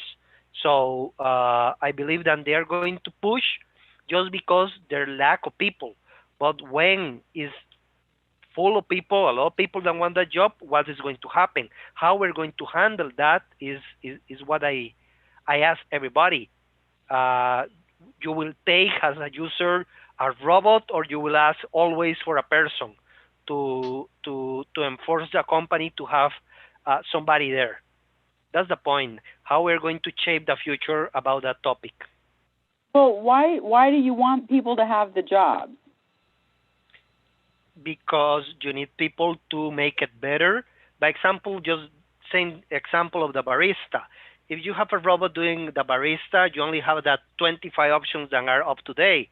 Only a person will be make it the next version of coffee, the next combination. A robot will never do it. So you need people, because the people is the one that is doing creative. Maybe all the people will be sent over to the test kitchen to figure that stuff out, to program the zillions of more robots there are. Well, here's a line of questioning just to explore a little bit here, because I've worked in a grocery store before, and when the grocery store that I worked in first got automatic tellers, check stands, there was a little bit of popular resistance to it, where it was sort of faux pas to use the automatic check stand because it was a blue collar town, right? It's a blue collar union town where it's like, no, we're gonna protect the jobs because people need the jobs. So we're gonna wait in line longer as an act of solidarity to let the store manager know that we want cashiers in the grocery store. That actually happened. And this is just one example of many in a pattern that people demonstrate solidarity to protect jobs, even though the automatic check stand is a good example of something that works pretty good, right? It works pretty well. How, just that alone, that's a lot of jobs. And they're still up against it. And they have operators. They have operators, of course. If you've been through a place that has automatic checkout, they have one operator, but that one operator can manage a lot more throughput. I don't think that there's any sense at all in being an extremist to one end or the other and thinking that we're going all the way to 100% automation and no human will ever need to lift a finger again for the rest of eternity. Well, that's happening with the banks, by example. How many times in the last year have you go into a bank to see a person? Like I did it last week. I go into the bank and see a person all the time. Do I need to? No, I choose to. As far as banking technology is concerned, there's no need to, flat out. Yeah, plus in my country, the lines have 2 to 3 hours. So it have no sense to go into a bank in my country. Really? 2 to 3 hours to go wait in line at the bank? Yeah. Because they have that kind of gatekeeper power. It's a monopoly. Yeah, and a lot of people is very slow in the bank, and still, and I can tell you, the bank have hold the cashier open and still 2 hours line. That's so wrong. See, that's, of course, right? It's gatekeeper power, monopolization, artificial scarcity. Yeah, it's part of the trust. Usually it takes 1 minute. They have to ask the manager if it's that amount of money. The IDs have to double check. Then it's no money laundering. So it's coming so many topics and so many bureaucracy, layers and layers over layers that make a bank, whatever interaction is no less of 5 minutes per person. And usually take 15 minutes when you are in the front of the line to get anything done. Plus, then they only have one printer. They do that to save. That's some bullshit. That's some bullshit to make you waste your life on it. Yeah, and then the people stop going to the banks. Yeah. Please order printers and send them to the banks. Yeah. It's like, okay, I discovered Bitcoin for the first time at the tail end of looking into the Occupy movement, Occupy Wall Street, around 2011, 2012. I really discovered Bitcoin. It was it became more solid after the scandal in 2013. But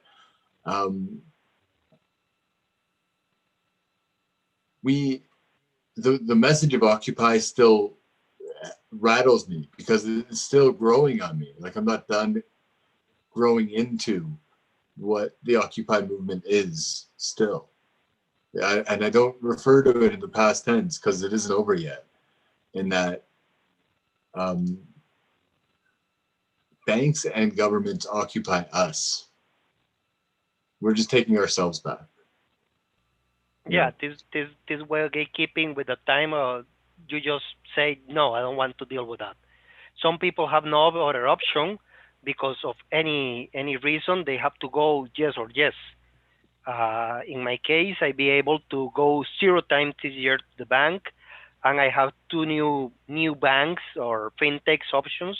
Then I can apply online. I don't have to get out of my house. But not everybody have that. You have just the entry level or have a smartphone and have an internet to be able to do that. And that's a gatekeeping, how you say.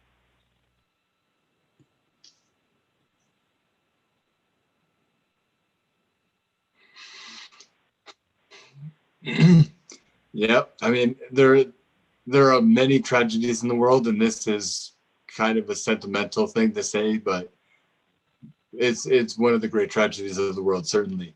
All the human potential that is squandered on bullshit jobs. But by the way, I know because Wasted time in a line that makes yeah, no sense. Why should people have to wait in line for that long for anything? and the cashiers in the banks are very bad treated. They have so many that's a stressful job to be a cashier in a bank. Any penny lost, you have to pay it, or you have to reload all the records of the day until you find what happened with that money. If something is missing, it's so painful for them. So the jobs at the banks are very bad pay, and they have a lot of stress for no reason. How do you say? Inappropriate technology, These unaccountable gatekeepers, abuses. Yeah, these problems are all that we're talking about are because people need money to live on Earth. Because if we didn't need money to eat and sleep, be safe-ish, like we wouldn't. These wouldn't be concerns. We wouldn't be worried about whether the robots have the jobs or we have the jobs. We would want to work with the robots because we think it's cool, right? And because we think it's a good idea to inform them of the things we know from our generation, So I think that if we can figure out how to live on Earth without requiring these financial needs, being met, and people can be more free, I don't think people will stop creating. I think, I agree with Max that people will create more. He said this in the past. So I think we have a lot to be hopeful for. The fears, the concerns are more like topics that should be on our checklist, either of to-dos, not-dos, or considerations when doing, right? But then the hope, like which hope do I need to remember? Which vision do I need to remember and keep in mind, when I'm thinking about this? Because, like when you talk to the people who are doing the work with the beans, to say, well, what would be helpful to you? What don't you have enough time to get to? Or, what's really painful to do? Because if you're showing them you can solve the problem for them with the automation, they can be the ones to help bring it along too. And from a potential financial rewards, that additional expertise and that path to carry that on is really, it could potentially create a great upside for them, even if we could all figure out how to meet basic needs, but, and if not, until then.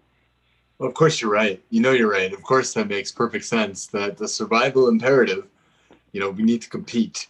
We're pitted against each other in this endless competition where the bottom of the bell curve is going hungry. And it's pretty transparently rigged to that end. So we're not tolerating that anymore. We can see that for what it is. It will be viewed as disgraceful, I believe, in posterity for those who try to keep it on life support as its veil becomes thinner and thinner. Yeah, because going hungry isn't the bottom of the chain. I don't even know if it's halfway, because there's suffering. There's, eating toxic foods. There's sick and suffering and, drain on each other. Like, it goes on. Like, it's the opposite of health and wellness, and it's dragged on, right? So there's a pretty dramatic cost to humans the way we're dealing with things. So that's I think that to me the crypto community has been this vision of hope. How the technology is built, how it's used here or there, you know, how it evolves over time, that's all yet to be seen. But it gives us a chance to think about these things. The people who are working on them to have a chance to think about them and talk about them and explore them. You know, and honestly, you talked about, they would talk about jobs is such a great thing. If they hadn't talked about it so much, I probably never would have thought about it as much and realized it's really a bad system. So that one may have backfired. However, it took, you know, it took a few decades maybe on that one. But it gives us a chance to say, it's not that we just want to lay there and do nothing. And honestly, I think people would really kind of prefer not to just lay and watch TV. But the hope of actually being able to achieve things, I've had many people tell me it's impossible to do great things, which is quite an interesting argument to have. But I do believe that we can. And we can do them, we can inspire them, we can help other people think them through. They, you know, we can enjoy them. We can have that be a good part of our day. If we want to lay around part of the day, great. Maybe we're tired, but you know, you get enough rest. You want to do something. Yeah. So well, hey, Lisa, you know, you were introducing lines of cause and effect in human behavior. Like, we don't know how people might behave with a completely different incentive or a completely different baseline, like norm for expectations, for what are the normal entitlements, the normal expectations in life. And television, like the behavior of people vegging out and escaping into fantasy, which occurs, actually, that's part of the addiction of gambling, is the escapism of it. And people practice escapism because the rest of reality is taxing. You know, it wears us down. It's burdensome. The bullshit we got to go through, waiting in line at the bank forever, waiting on hold with the telecom forever, dealing with a boss and a landlord or in-laws or neighbors, or who cares who. Somebody in your life's giving you bullshit and it's bugging you, right? So we escape from all that, and we escape into fantasy, or thrill seeking, or whatever we need to do to cope. I do it too. I like, everyone has coping mechanisms of the escapism, right? So anything that can captivate our attention so fully, like music, or captivate our attention so fully, like something physical that just demands our full attention, that's escapism. I'm not complaining about it. I'm not vilifying it. I'm not trying to put heat on people for indulging in escapism. I'm empathizing to say, I understand escapism. It comes as a facet of the bullshit we deal with. It's part of the human behavior. Yeah. And with less bullshit coming from middlemen abusing their powers, I would expect quite a bit less of the behavior of escapism, which would be, of course, replaced with more productive, creative behaviors. You know that in Star Trek, they don't have TV. They don't have TV shows. In the future, then their topic future, that doesn't exist. I keep thinking of, I've thought this for a while, but creating a way to create autonomous communities based around fulfillment. A long time ago in college, I took a neuroscience class and learned about this concept. I'm sure I've shared it with Lisa and Dwayne like countless times, but all humans are kind of subjected to this cycle of desire, fulfillment, satisfaction. And it's like, it's everything from like as simple as being hungry, right? And for tens of thousands of years, I mean, definitely longer than this, but we've, you know, you're like, you desire, you're like, oh man, like my stomach is kind of growling. I need to go find some food. And then you would like go scout and find some food. You would prepare it, do something to it, and then you would consume it. And then through that process, like behind the scenes, your glucose levels are low. You have a physiological reaction. You you know, you cook your food so it's more bioavailable or whatever. You eat it, your levels go back to normal, and then you're like satiated. So, you know, and you see that with like a lot of, you know, a lot of things that we're minimizing our fulfillment. And so we're going from desire to satisfaction. And you see that in so many different aspects in society. And we're almost rewarded by having more preferences that are satisfying, you know, and less fulfilling. You know, and you can go to like from 0 to 100 drinking coffee or alcohol or smoking or whatever your vice is. You know, gambling is a good example. You're constantly just pushing that button, and you're getting that instant satisfaction without that fulfillment mechanism, or it's there, but it's minimized, right? The wheels will spin and then eventually, you know, you're like waiting a couple seconds. So it's all this, you know, this, all these things. I mean, it goes on and on. You could look in any, you know, any human. I'm not agree. What was that? I'm not agree. Oh, really? I want to hear. Yeah, I'm so. My mom always seen people that is helping to build homes in Latin America, and you saw in these videos, and they go, and the people living in this just how you say this zinc houses with only 4 zinc plates, has a roof, and they come and they build another house, and you saw the land.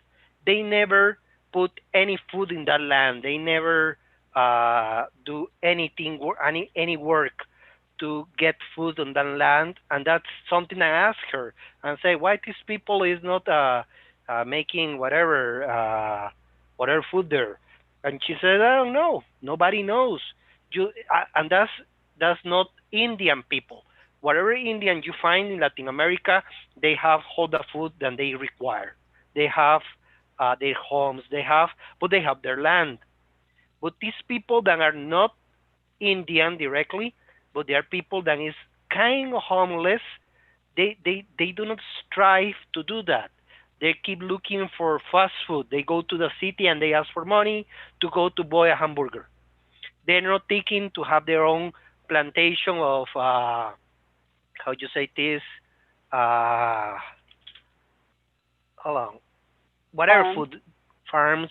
They don't, I don't know, they don't think about it, or they don't want to do it, to have corn or lettuce or beans, whatever.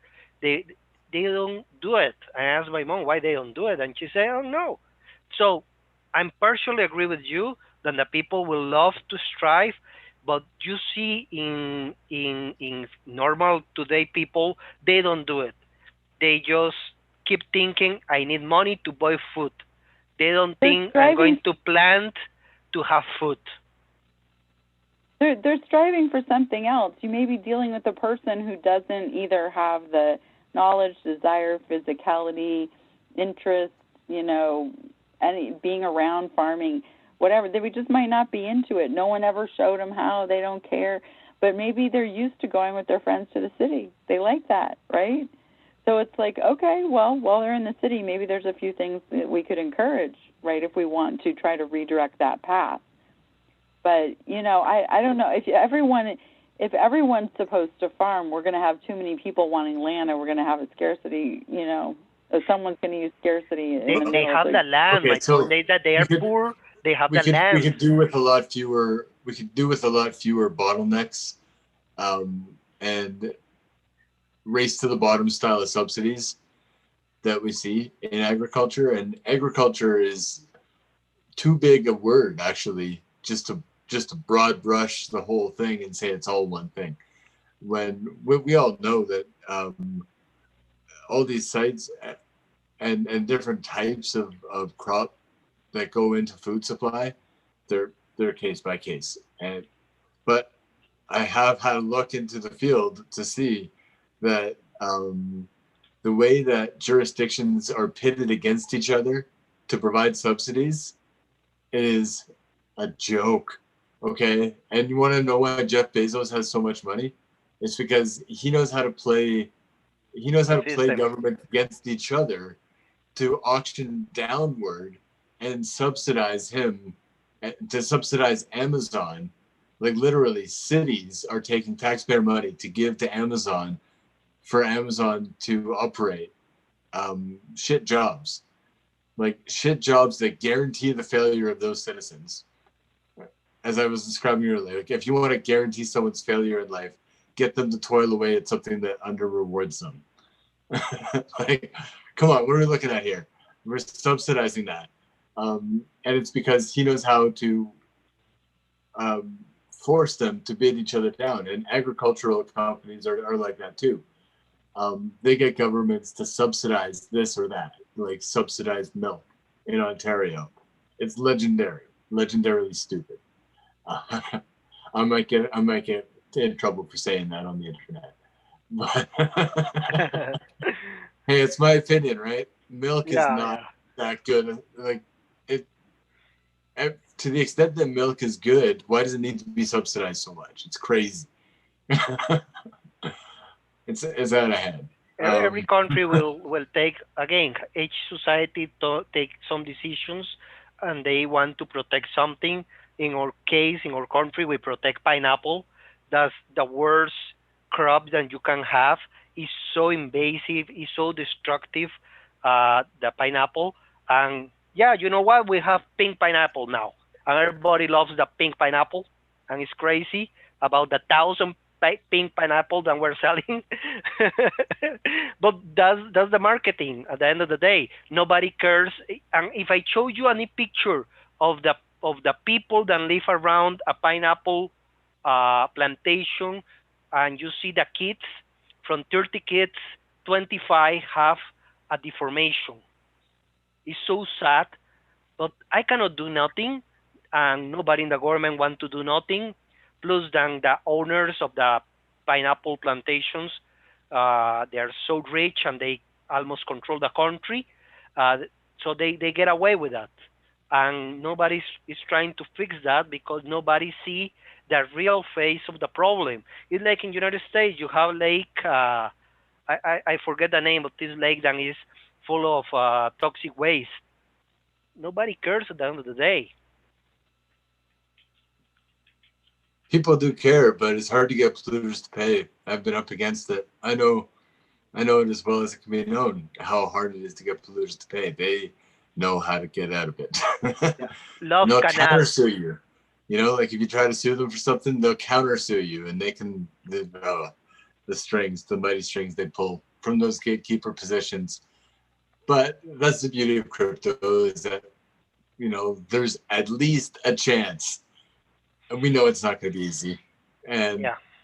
I'm taking a little bit of a risk in this moment by putting a few cards on the table, using my real identity, coming forthright, and bringing an activist element to the project work. But I'd like to field like a final thought from everyone in the group before we all sign out, because I feel like I'm winding down a little bit. My energy level is decreasing, and I'm feeling a little spent. But I don't want to rush out. So yeah, what's your final question?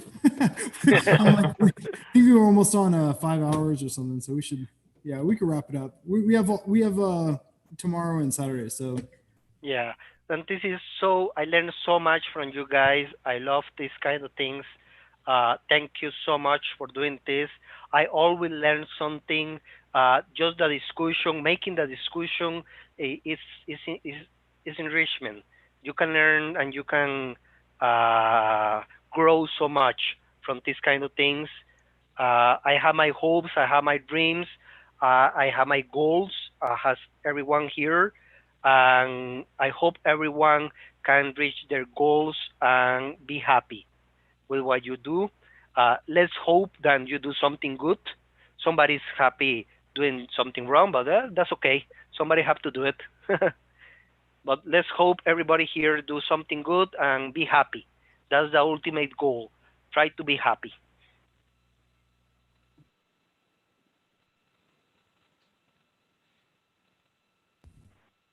#hope.